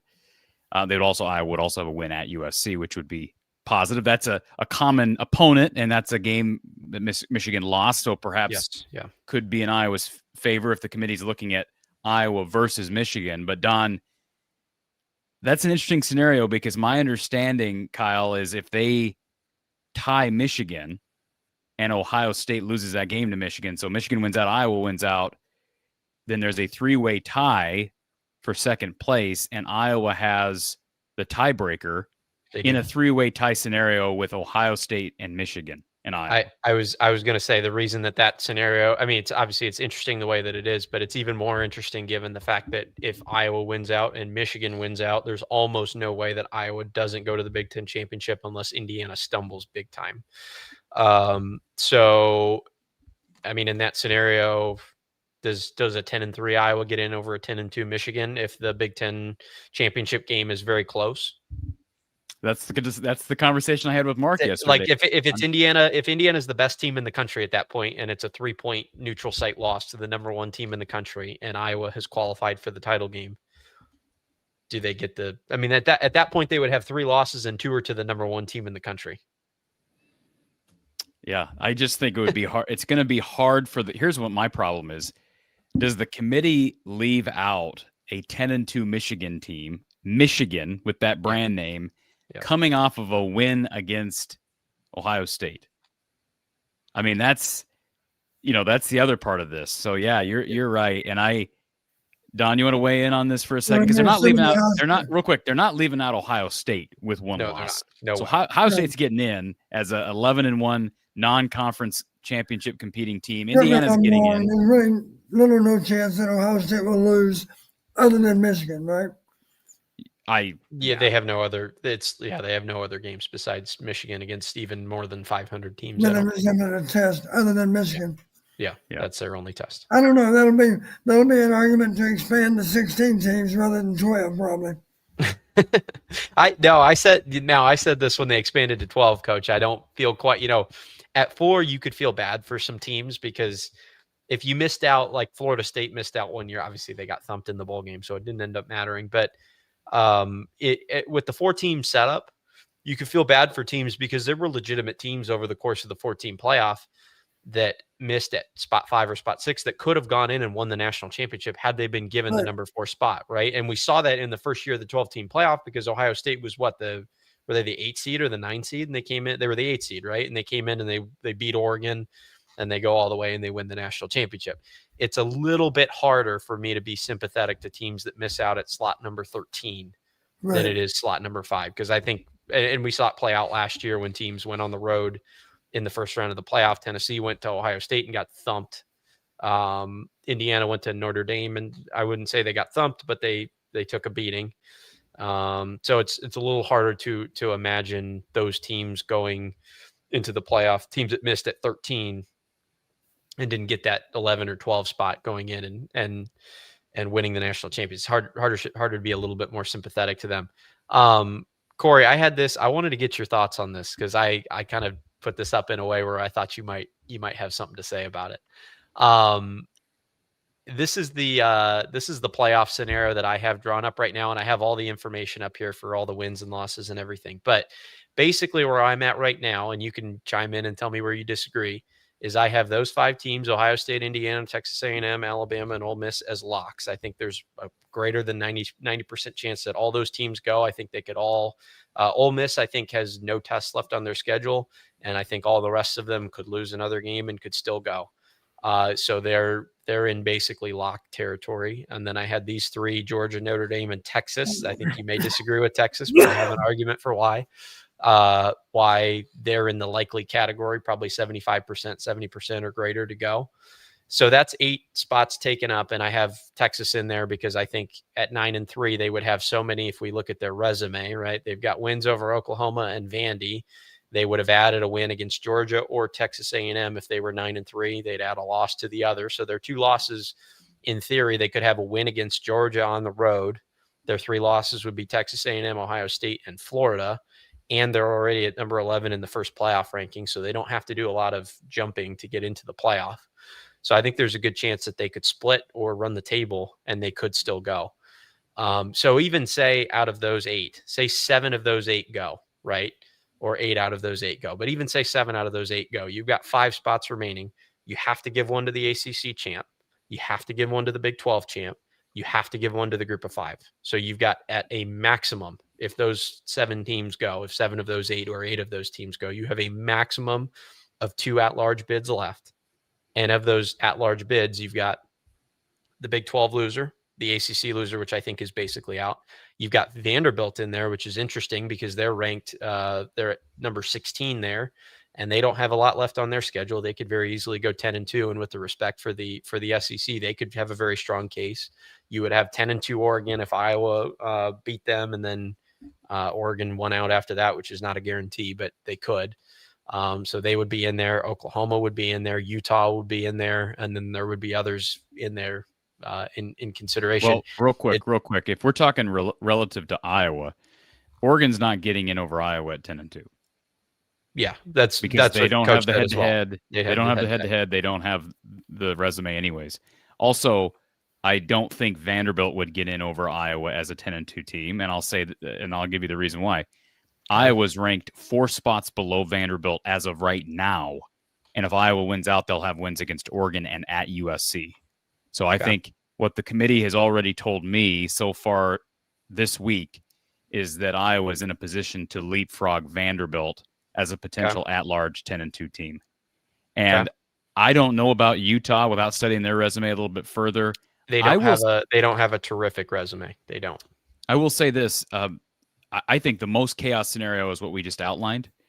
Iowa, Michigan both win out because then the committee is just going to have to make some really. Then if you're the committee, you're probably hoping and praying that Iowa gets destroyed in the Big Ten title game, because if they don't, then you have a real difficult time. And say Iowa wins the Big Ten title, then it's like, oh crap, what do we do now? I mean, now we've got to put in Indiana, we got to put in Iowa gets an AQ. Got to put in Ohio State. Ohio State's in, and then it's like, do we leave Michigan out at that point? I guess. Does Oregon get another look then if if their losses are Indiana and the Big Ten champ Iowa? The Big Ten's not getting 5 in. If anybody's getting 5 in, it's the SEC, and I don't know. Okay, so does 10-2 Oregon with losses to Indiana and Iowa go over 9-3 Texas at that point? Well, I will say this: you're being a little bit kind to a couple of these teams when you say like Ole Miss is a lock. It's very likely, but they have the Egg Bowl still to play. They still play Florida. I know Florida has a bad record, but Florida has, and they have a new head coach, or they have an interim head coach.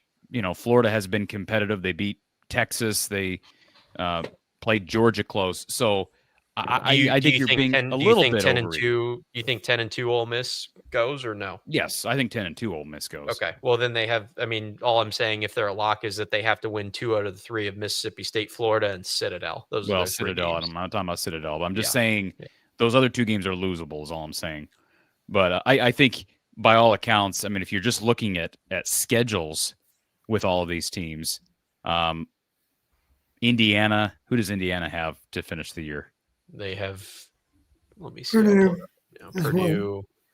Yeah, and Ohio State has Penn Purdue State, as well. Purdue, Penn State. Wisconsin's that 3rd team in there.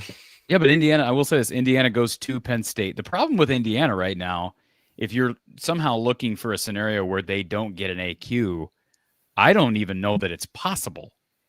If they were to lose all 3, then they wouldn't be in the Big Ten title game and they'd be 9-3. But I even think a 10-3 Indiana team that loses in the Big Ten title game gets in, because. So let's do this then. So we agree Indiana and Ohio State are in as locks, right? Yeah, I mean, again, I'm looking at Ohio State's schedule. Ohio State could lose to Michigan. They're not losing at home to UCLA or Rutgers. I think Purdue, Purdue did test Michigan this past week. I think Purdue's a little bit tricky, but do I see them losing to Purdue? No. And even at that point, a 10-2 non-Big Ten championship, like 10-2 Ohio State. They just a 10-2 Ohio State just won the national championship. Yeah, I mean, I think it's pretty likely that, especially with that win over Texas and the win at Washington and the way they beat Illinois, yeah, they're in at 10-2. So I would agree with that. Ohio State, Indiana are locks in my book. Okay, how about Texas A&M? A&M. Let's see.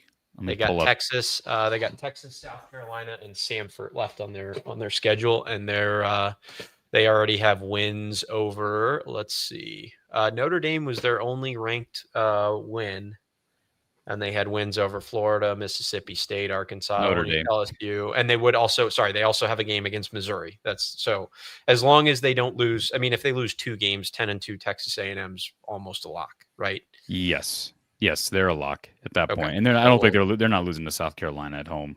No, so I would say they're a lock as well. Yes. Okay. How about Alabama? Bama's 7-1. They got wins against. They got the loss at Florida State. They beat Georgia, Vandy, Mizzou, and Tennessee. Yeah. None of those wins, besides the Vanderbilt win, were real lopsided. They could lose to Oklahoma. I suppose they could lose to LSU, even though LSU fired their head coach. They could lose at Auburn. They'd probably have to lose all 3 of those. Well, no, 9-3. They'd have to lose 2. They'd have to lose 2. I don't know. 9-3 though. They're going to go to the SEC championship game though, unless everything falls apart, because their only loss is Florida State. So if they lost to they're not a lock. No, they're not a lock. Okay. No. So why would they be a move lock? them into the? Well, I'm saying based on. I mean, I think they're going to kill LSU off of having no head coach, and then they're going to beat Eastern Illinois, and then Auburn has not played well this year, and then Oklahoma they could lose that and still beat. But Auburn's a rivalry. It's the Iron Bowl. It's on the road. Okay. Anything can happen. I mean, I'll move them. I think they're no lower than likely, right? Yeah, sure. No, I agree with you. I think Bama and Ole Miss are still on the likely category. I think the only quote unquote virtual locks are the top 3 you just named. Okay, so if we move those 2 down, then we've got. Okay, let's do that. 4. So if you're an Iowa fan, you're rooting against all those teams in that far left column at the bottom. You're rooting for Ohio State. Like Ohio State is Iowa's best friend right now. They need Ohio State to beat Michigan this year. They need Indiana to keep blowing through everybody, and they need A&M to beat whoever they have down the stretch. Yep. Yeah, A&M, because A&M plays Texas down the stretch, so they could eliminate Texas with a big win, or they could close to eliminate Texas with a big win. I mean, I think of those 3, right, of Texas, Georgia, and Alabama, 2 of the 3 is probably going to go, right, because Georgia and Texas play each other. And Alabama, well, I guess no, the Alabama doesn't have any. Well, Alabama has the win over Georgia. So, I mean, at least one of those 2 is a lock. Notre Dame, I mean, Notre Dame's verging on a lock as well. I know they could lose one more game and be out, but Notre Dame has trash cans from now until the end of the season. They've got, they have Pitt, but they play Stanford and Syracuse, who are not very good. Navy, I believe, too. Navy as well. So they're we're quick. Navy is good, but I don't know if they're beating Notre Dame on the road good. No, I'm not saying. Hey, didn't we see Army take OU to? Did they beat OU a few years ago? Yeah. So it is possible those teams can steal one. So okay, so I guess if you're an Iowa fan, you're rooting against. I mean, Texas has got to just be out. I mean, I think Georgia's probably going. I think they have a good shot to go either way. So I think you probably root for them to just win and go in, eliminate Texas. You root for Notre Dame to pick up some wacky loss on the way down the stretch. Ole Miss as well. Hey, I got a quick question for you. Yeah. So Washington, if they win out, what do you do with them? They're another Washington. Team. Let's see here. They're another interesting one because they could win out. So they get Wisconsin, Purdue, UCLA, and then that huge matchup against Oregon, which is obviously going to be the matchup. But they could be 9-2 heading into week, whatever that is, a week 15 or 14.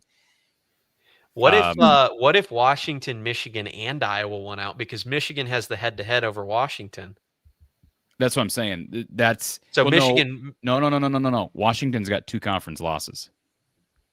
Well, yeah, but I'm saying 10-2. I'm talking about the playoff. I'm talking about 10-2 Washington, 10-2 Michigan, 10-2 Iowa. Well, that's what I'm saying. It's not a matter. Yeah, it's not a matter. You can't have a 10-2 tiebreakers. Iowa. Yeah, you It's not can't a have matter of 10-2 Michigan tiebreakers. and 10-2 Iowa. It'd be 10-3 Iowa or 11-2 Iowa. That's the scenario. There's the scenario. Though what we just outlined, those are the scenarios where 10-2 Big Ten teams get left out. Yeah. Yeah. Because you can't put them all in. There are too many of them. Yeah. And part of the reason here, Don, and correct me if I'm wrong, but part of the issue with why there are so many potential 10-2 teams this late in the year is we did not expect Penn State to be 0-5 in the league. Yes. We did not expect Michigan State to be 0-6 in the league, or at least I didn't. I didn't expect Rutgers to be 1-5, Maryland to be 1-4, Wisconsin to be 0-5. Like there's a lot of crap in the Big Ten right now. I mean, it appears that way based on the records. It looks like we've got some real bottom feeders in this league, a couple of which shouldn't have been there. I think Jonathan Smith could be in the hot seat, frankly, year 2, whatever it is there that's happening to Michigan State. But Don, you want to chime in here? I know you've probably discussed some of this already. Well, it's amazing. Just last weekend, we had a couple of the usual candidates that managed to lay an egg in late October. I'm thinking specifically about Maryland and Michigan State. So you can't count on to beat anybody come November. Yeah. No, you can't. No. Well, I don't think you can count. You can't count on Purdue. You can't count on UCLA. No. I don't even know that you can count on Nebraska now without their quarterback. We'll see. Yeah. But they, I was told by a buddy of mine that watches Nebraska football pretty closely that as soon as Raiola came out of the game, and again, he's a backup quarterback, so maybe it happens more than we think, but he said basically they threw nothing but like quick outs and run plays. That was all that was called the rest of the game. That quarterback's been in the game a couple of times this season, and every time he's gone in, it appears that Rule has no faith in him. So now, real quick, is it fair, guys, to say that if you're an Iowa fan, your rooting interests this week have to be Northwestern to beat USC, not because it makes a difference in the race. Iowa's got to beat USC regardless. What I'm saying is you want USC to have less motivation in a week because you want them to be out of the playoff race, virtually out of the playoff race at that point. Yeah. At 6-3, 4-2 in the league, because they would be. Northwestern has to travel, right? They do have to travel to LA. Well, it depends on. I guess it depends on what scenario you think is going to play out, Corey. Because if you think this is going to be close and it's going to be 5 teams fighting for 2 or 3 spots, then maybe you want them to be good. Don't you?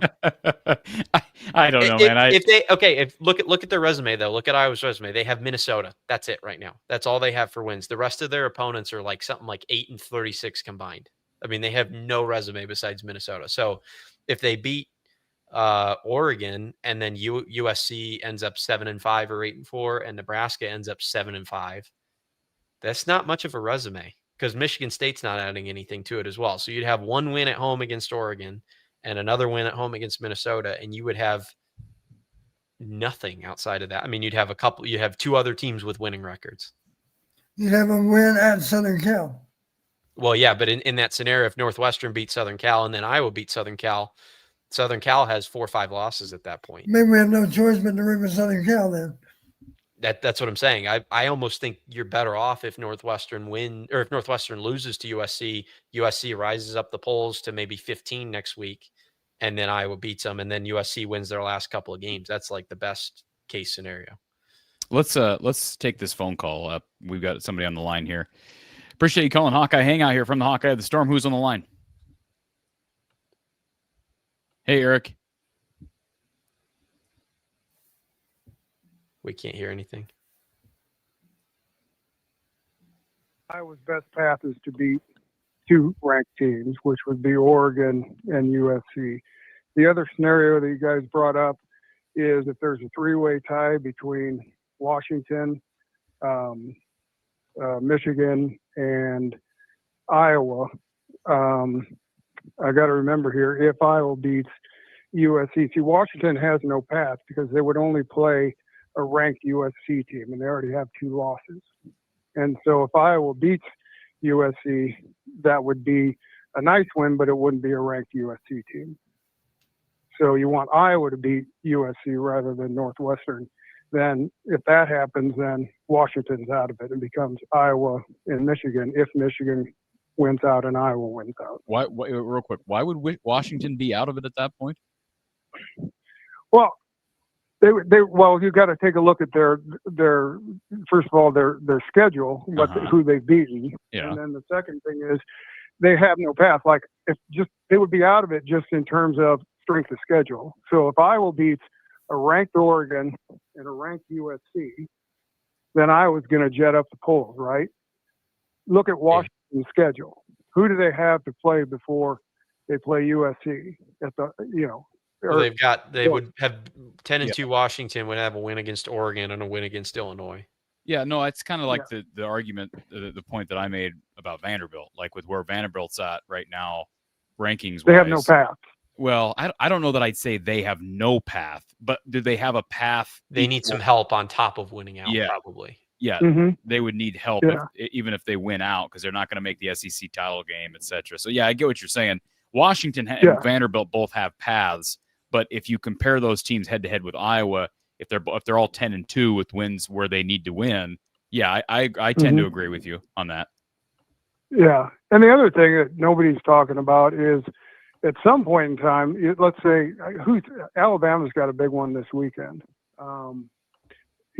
If they lose a couple of them, Alabama has to answer for their loss against Florida State. Florida State has 3 wins right now. Yeah, the only thing I worry about with losses like that, first game of the season, early September, does the committee, take that into account, just how early it was? Yeah. Alabama also has the strongest resume of anybody that we're talking about right now. They have at Missouri, at Georgia, home against Tennessee, home against Vanderbilt. I have a very hard time seeing a 10-2 Alabama team, regardless of unless they lose to Eastern Illinois, and then 10-2 looks a little different. But I have a hard time, even if they lose to Auburn or LSU, seeing a 10-2 Alabama team not getting in. I think a 9-3 Bama team is going to have a claim.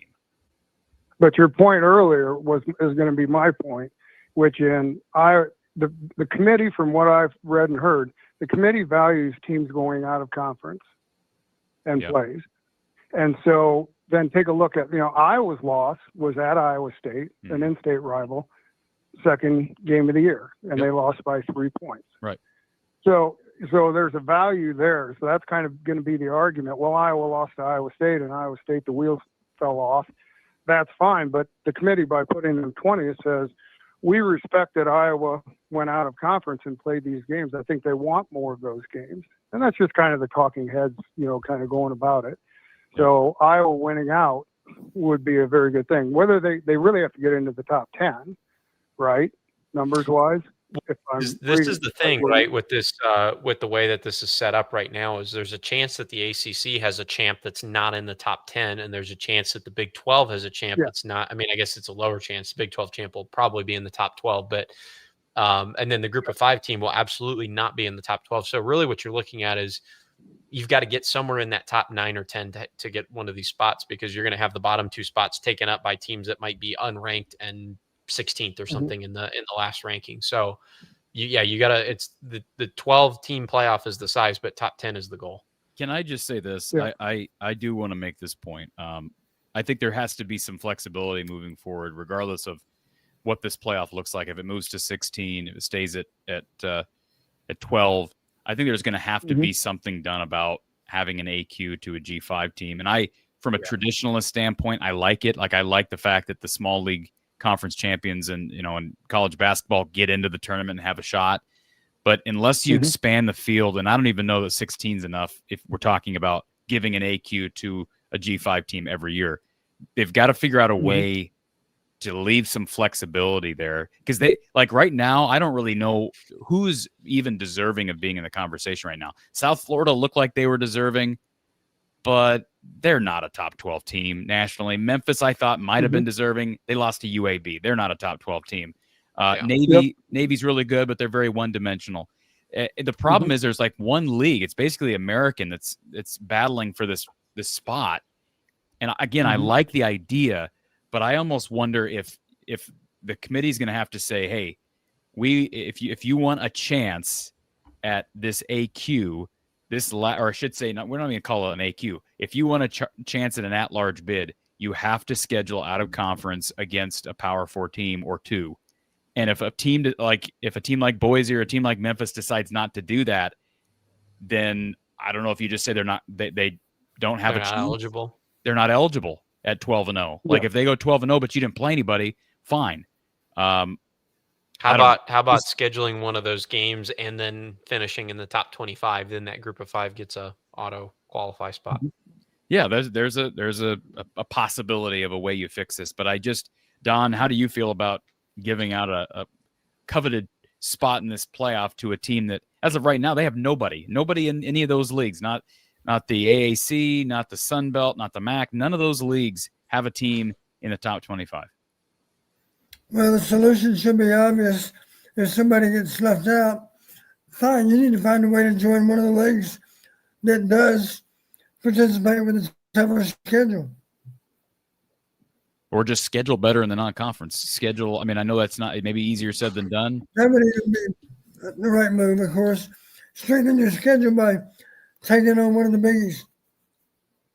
Yeah, because, I mean, from that perspective, right, if they did schedule more of those teams, like taking away their auto-qualify bid does not take away from the fact that, like, for example, right, last year, Boise with Ginty, like, had they won, I mean, I can't remember who they beat last year in the non-conference, but, or no, they lost to Oregon in the non-conference, didn't they? So, you know, for example, say they would have beaten Oregon and then they go on this 12-0 run, right? It doesn't stop a team like Boise from getting into the top 12 and qualifying for a spot at large, right? Any team can do that.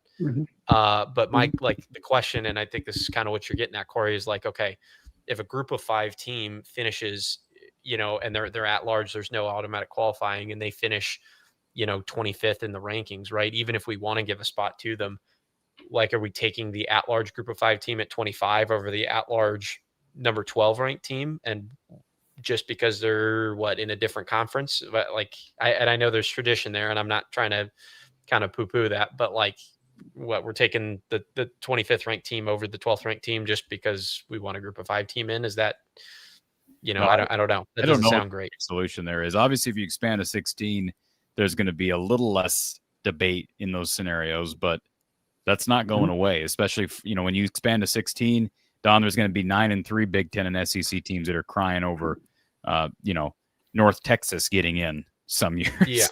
Yeah. With all due respect. For me to bring up the argument for having 8 teams, not 12. Don, with all due respect to your Mean Green. Go ahead, Eric. Anything else? No, the only thing I say, the AQ, I understand it for political reasons, but the committee just sat here and said these are, in their eyes at this point in time, these are the 25 best teams in the country. You just said these are the 25 best teams in your country. And so what they're saying now, because of the rules, the 13th best team right now, or excuse me, the 12th, Notre Dame's going to get in probably, but either Texas or Notre Dame's going to be out. Irrespective, and they play, you know, massive schedules. You know, Texas certainly does, and the SEC, Notre Dame, you know, that remains to be seen. They've lost their 2 best games, but they beat USC. But you just told us that these are the best 25 teams in the country. But we're kind of serious, but kind of not, because we're just going to let somebody else come in the door, irrespective of if they play a one Power 4 conference game or not. So I understand it because of political reasons, and it looks nice, but you know, reality is reality. So you're going to say we're going to have Memphis come in, who didn't even make the rankings right now. I think that's what's projected, and we're going to have OU and or Texas just not make it, or you know, Notre Dame not make it, and or 10-2 Washington, Iowa, Michigan. Yeah, I mean, Washington, Iowa, Michigan, you're going to bump them out. And you could bump out a 10-2 Iowa team who ended the year 2 out of 4 games. They ended the year on a 7-game winning streak in the Big Ten, lost by 5 points to the number 2 ranked team in the country. and they went 8-1 in the Big Ten. But we were kind of serious, but kind of kidding. So that's it's gonna get even worse too. Like if Memphis goes on the road, like okay, in this ranking right here, you'd have Alabama, Texas A&M, Indiana, and Ohio State getting the bye. So you would have Memphis going to Sanford Stadium at Georgia. I mean, how do we think that's going to end? That's going to end in a 50-point blowout or 40-point blowout. And if that happens a couple years in a row, then it's going to be tough to keep putting those teams in. Just out of curiosity, what was Memphis' toughest non-conference game? Memphis's toughest non-conference game. Memphis non-conference played Chattanooga, Georgia State, They beat Arkansas. Yeah, they beat Arkansas by 1. Yep. On the no. Okay. No. All right. So that makes Corey's qualification, right? Well, that's Power 4 team. They also beat South Florida at home too, who was in the rankings at that point, but right? they lost to UAB. But they lost to UAB. Yeah. Hey, I have an idea. Why not during championship weekend when representatives from each conference play one another for conference titles? Why not schedule additional games? And have the committee decide who's playing who as basically play-in games that weekend, since those conference teams need to have to play an extra game anyways. Why not schedule? Wait. Why not? If the conference is the committee can decide. All right, Memphis, you got a shot to play your way in consideration, but you got to beat Ole Miss this week. USF has to play, Texas, or why not schedule games that weekend and use? Do they yank Memphis out of their potential conference championship game to do that? How does that work? Okay, I don't know. Because a group of 5 team that's going to be a representative would be in a conference championship game. I'm just trying to think of ways to utilize that weekend time slot to try to even out some of the inequity that you have with these different conferences, because they're not equal. So they're not. No, not even close. And you could make that argument this year with the ACC too. I mean, ACC's horrible. If they cannibalize themselves down the stretch, or even right now, their highest ranked team is Virginia, number 14. They have Virginia at 14th. They have Louisville at 15, Georgia Tech at 17, Miami at 18. Those teams all have games left that they have to win. I'm looking at Louisville could lose to Virginia. Virginia could lose to somebody. Georgia Tech plays Georgia. Miami's got games left. I mean, they could end up with their conference champion being 20th in the rankings. Yeah. Well, I remember there was a year that Liberty went 12-0. Yeah. Now, do you want to see? And I can't even. Oh dear. We've lost Corey.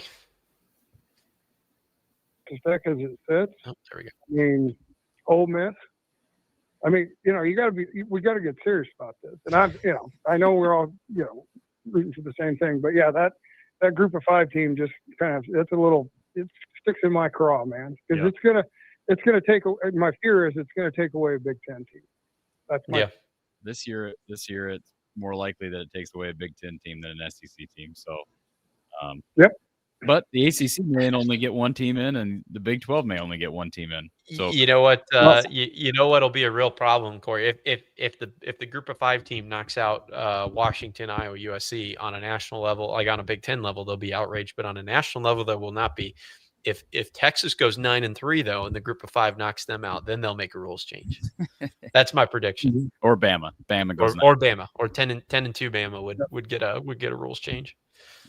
Yeah. Well, the ACC is one of those conferences. Just nobody wants to win it. They're just all trying to. I don't know what they're doing. All trying to throw it away. Yeah. They're just all. I don't want to. I don't want to play. I don't. It's like crazy. But at any rate, that's just my opinion. Well, Eric, we appreciate you calling in, sir. It was insightful. No problem. I appreciate the conversation as usual. Let's go Hawks, and hopefully I can talk to you guys on Saturday evening with the victory in tow. We'll plan Absolutely. on it. Thank you, sir. Yeah. All this doesn't matter if Iowa loses to Oregon. Let's go to what might be our final caller of the night. We've got Tony. Hey. How you doing? Can you hear me? Yeah, we got you. I have a different setup. So I've got an idea. Maybe this is just throwing something crazy out there. Okay. Why don't we get an evaluation tool that uses computers and sorts teams based on. Don't be that guy. You know why we can't do that, Tony? Go ahead. Because ESPN FPI has Penn State at 19 in the country right now. Well, I was actually saying college basketball. I was saying use their system. I thought you were talking about going back to the old BCS. Is what? Oh no! I wasn't talking about that. I was talking about trying to use like because doesn't Sargent and some of them have college football rankings? Yeah, they do. I was going to say there's got to be. Jeff Sargent, is that the guy's name? Yes. Sagarin. Maybe it's Sagarin. Yeah, Sorry, Sagarin, not Sagarin. I thought you were talking about Makai Sargent for a second. No, I'm sorry. Sagarin. Hey, this is a question from Erica in the chat. Thank you for the super chat, Erica. Did you address this already, Kyle? Yeah, we did. Okay, you addressed this. Thank you for the super chat, Erica, and then Lemansky super chat as well. We appreciate you being here. I was 17th in the Sagarin ratings, by the way, right now. How do they even figure SOS then? Is it based off of the college football rankings, or how do they use that? Yeah, I'm not sure.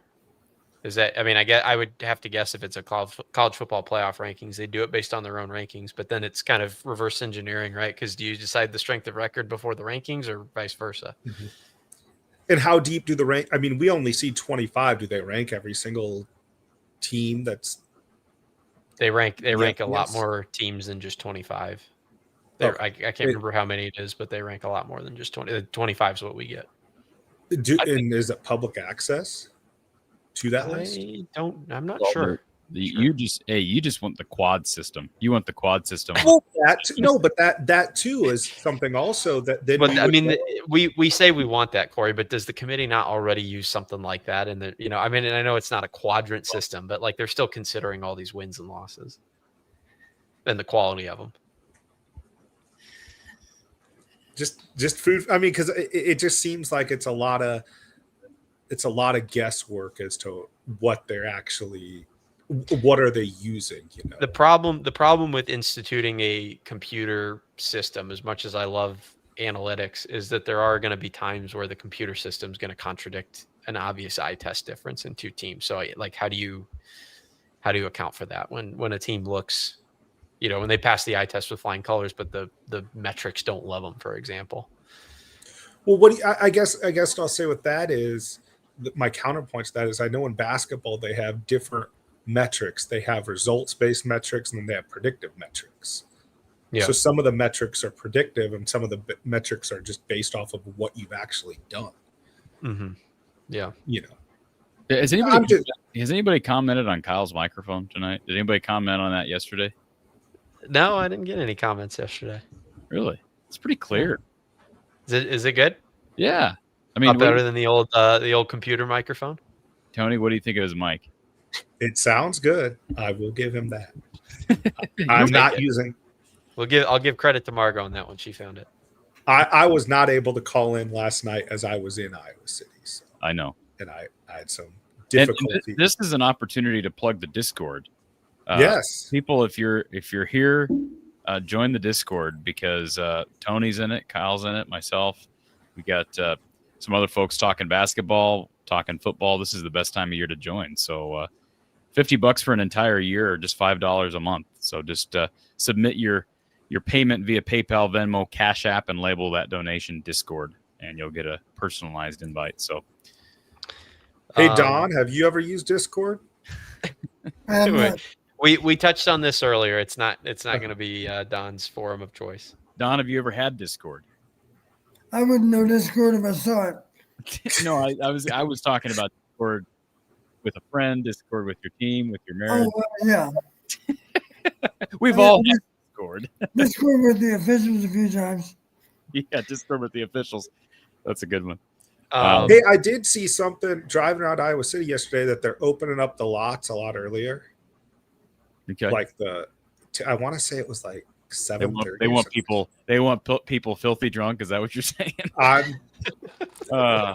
Like people don't tailgate and drink enough, and you gotta open it. Why are we opening it early for a 2:30 kick? It's incredible because with the Finkbein lot, obviously you guys know I work at Finkbein, or I have worked at Finkbein for a long time now. With renovation, I won't be there anymore. But they that lot is full 6 hours before kickoff at times. I mean, it's full 4 to 6 hours before kickoff. It's unbelievable. I don't know how people do it. There's people. We have a strip lot down the side of the driving range, and the night before or the afternoon before at like 6 p.m. it's just full of trailers. You know, people with their RVs and stuff ready to camp out for the night.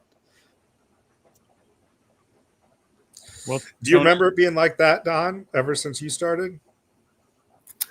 You mean back in the 80s? Yeah. I have no idea what happened back in the 80s. I mean, I know what happened as it relates to football. I have no idea about the parking situation back then. Tony, in case you're curious, for this week, Oregon, if it says anything about the game this weekend, Oregon is a clear number 3 in the Sagarin ratings right now. Okay. So Big Ten has the top 3. Ohio State, Indiana, and Oregon are 1, 2, and 3. Oh, I did see the CBS sports truck was staying across the street from me at the same a different hotel I was in. So they are already in town. Yeah. It was yesterday afternoon, or I don't know, whenever they got in town. It's interesting that they and I mean, I don't follow this stuff super closely, but it's interesting to me that they have the Big Noon setup in Iowa City, but Big Noon is not getting the game.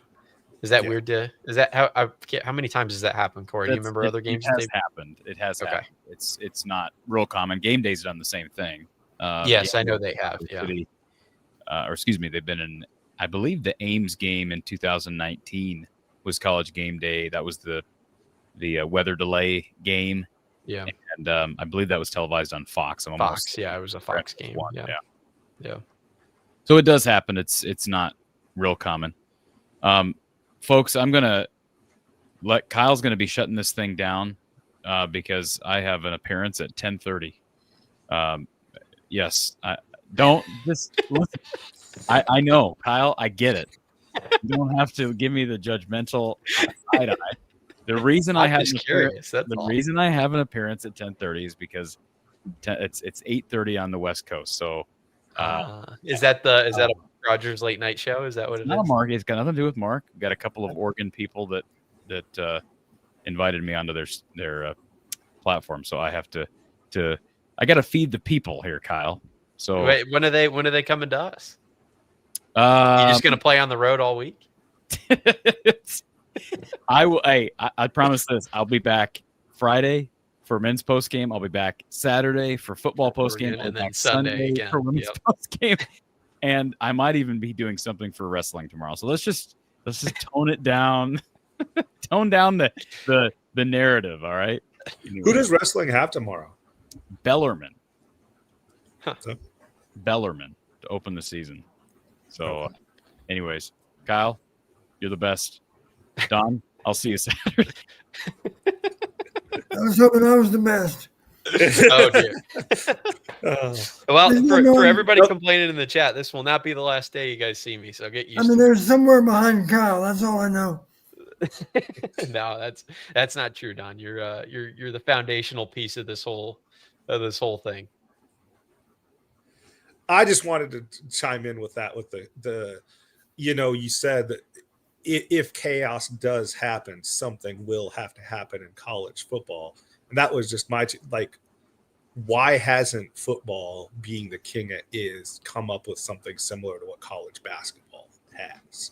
Where you have the net tool that combines and it says, we only trust these 4 or 5 computer rankings, and you kind of know what you have to play for, I guess. I mean, you kind of do know what you have to play for in football, but I don't think it is as apparent as is in college basketball.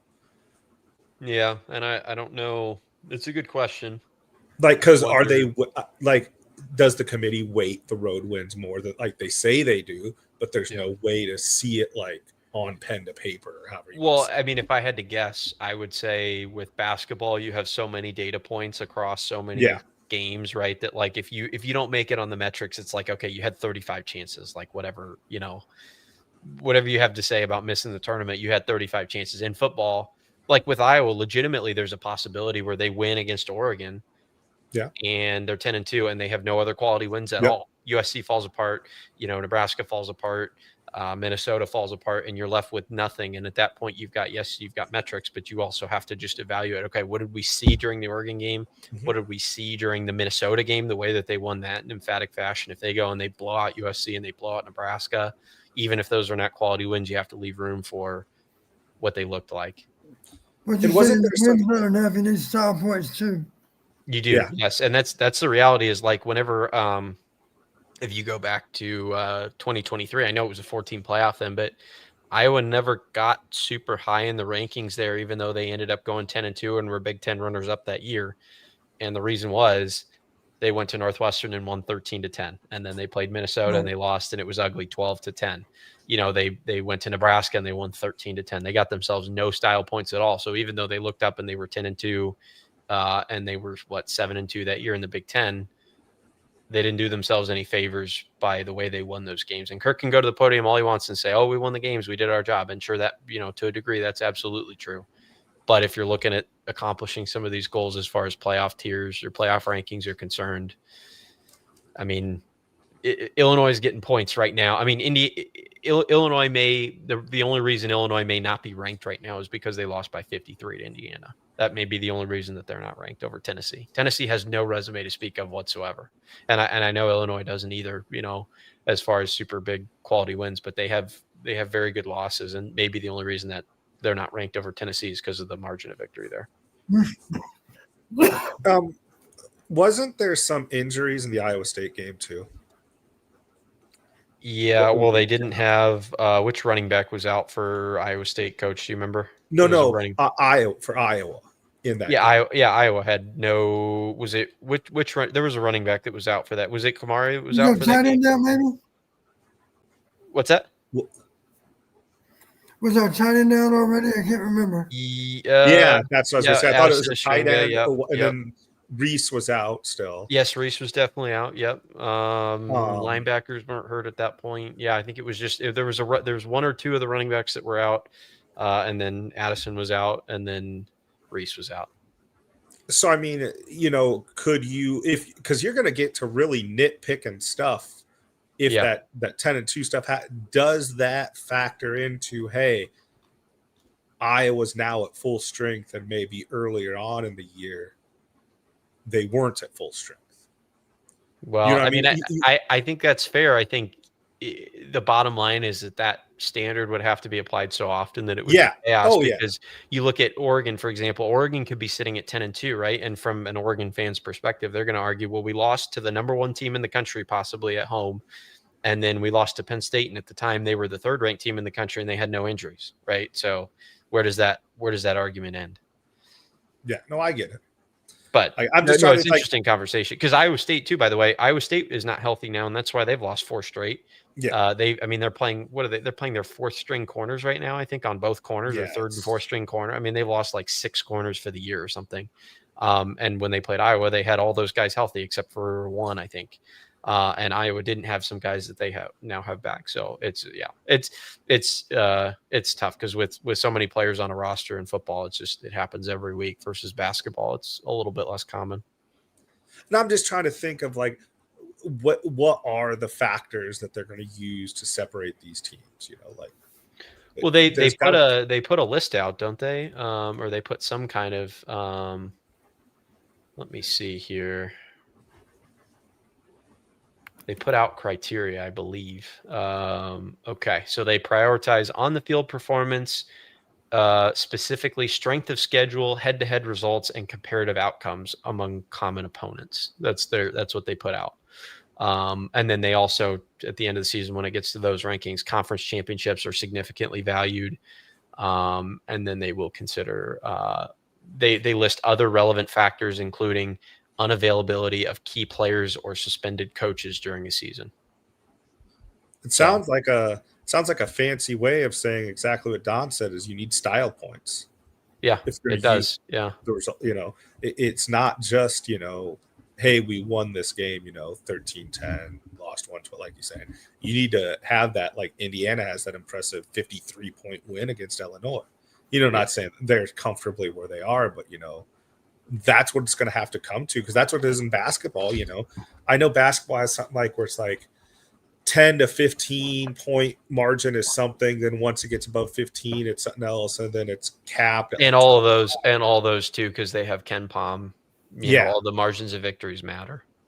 And I think you're going to start to see that, I think, happen more and more in football, where teams are just going to have to run up, because you hear it in basketball, they play to the metrics. You're going to have to play to the metrics in football, because you don't want to. I mean, you even saw this in the NBA when they put the in-season tournament in, because the first tiebreaker for the in-season tournament was point differential. So as soon as that happened, like in all the other NBA games, if a team goes up 15 with 3 minutes to go, it's like take all your guys out and finish the game.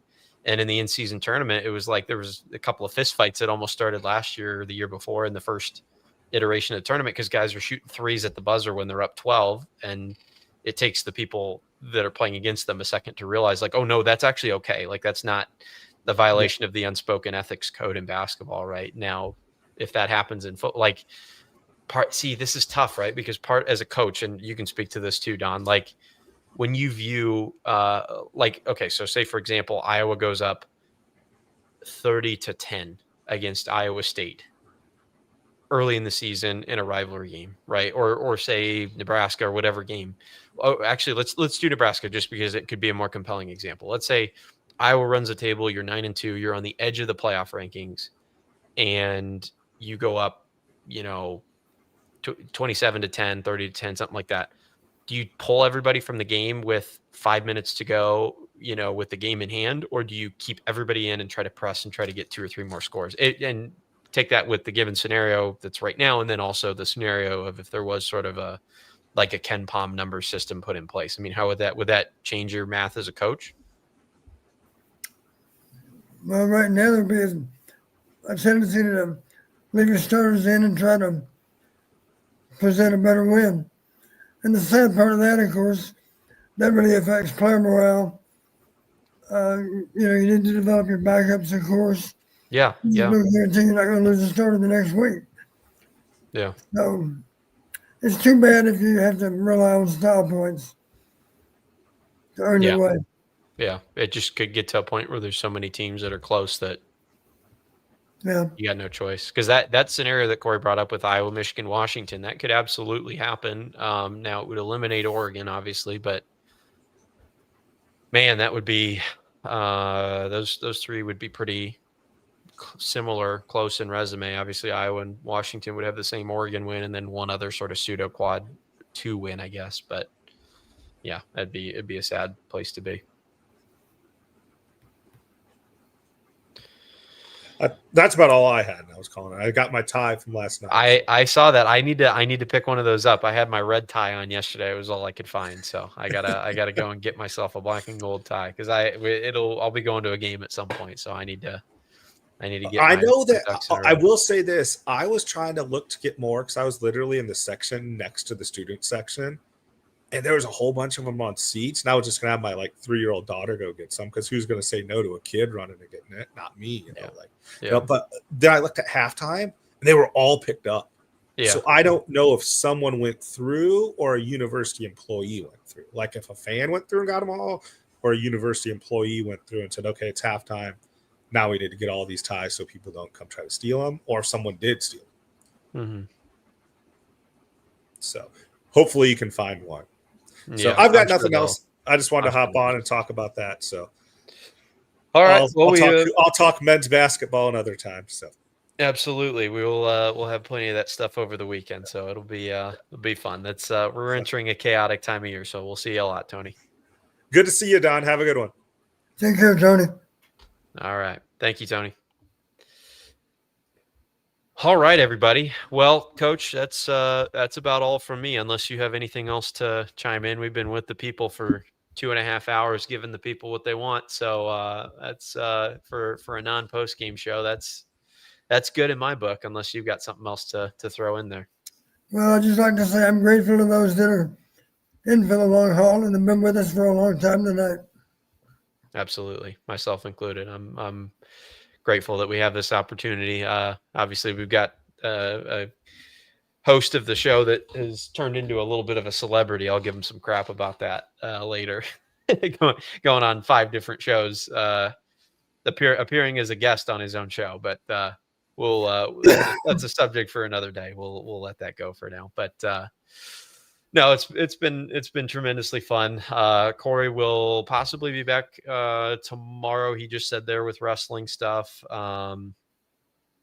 So he'll be back possibly tomorrow, definitely Friday, definitely Saturday, definitely Sunday.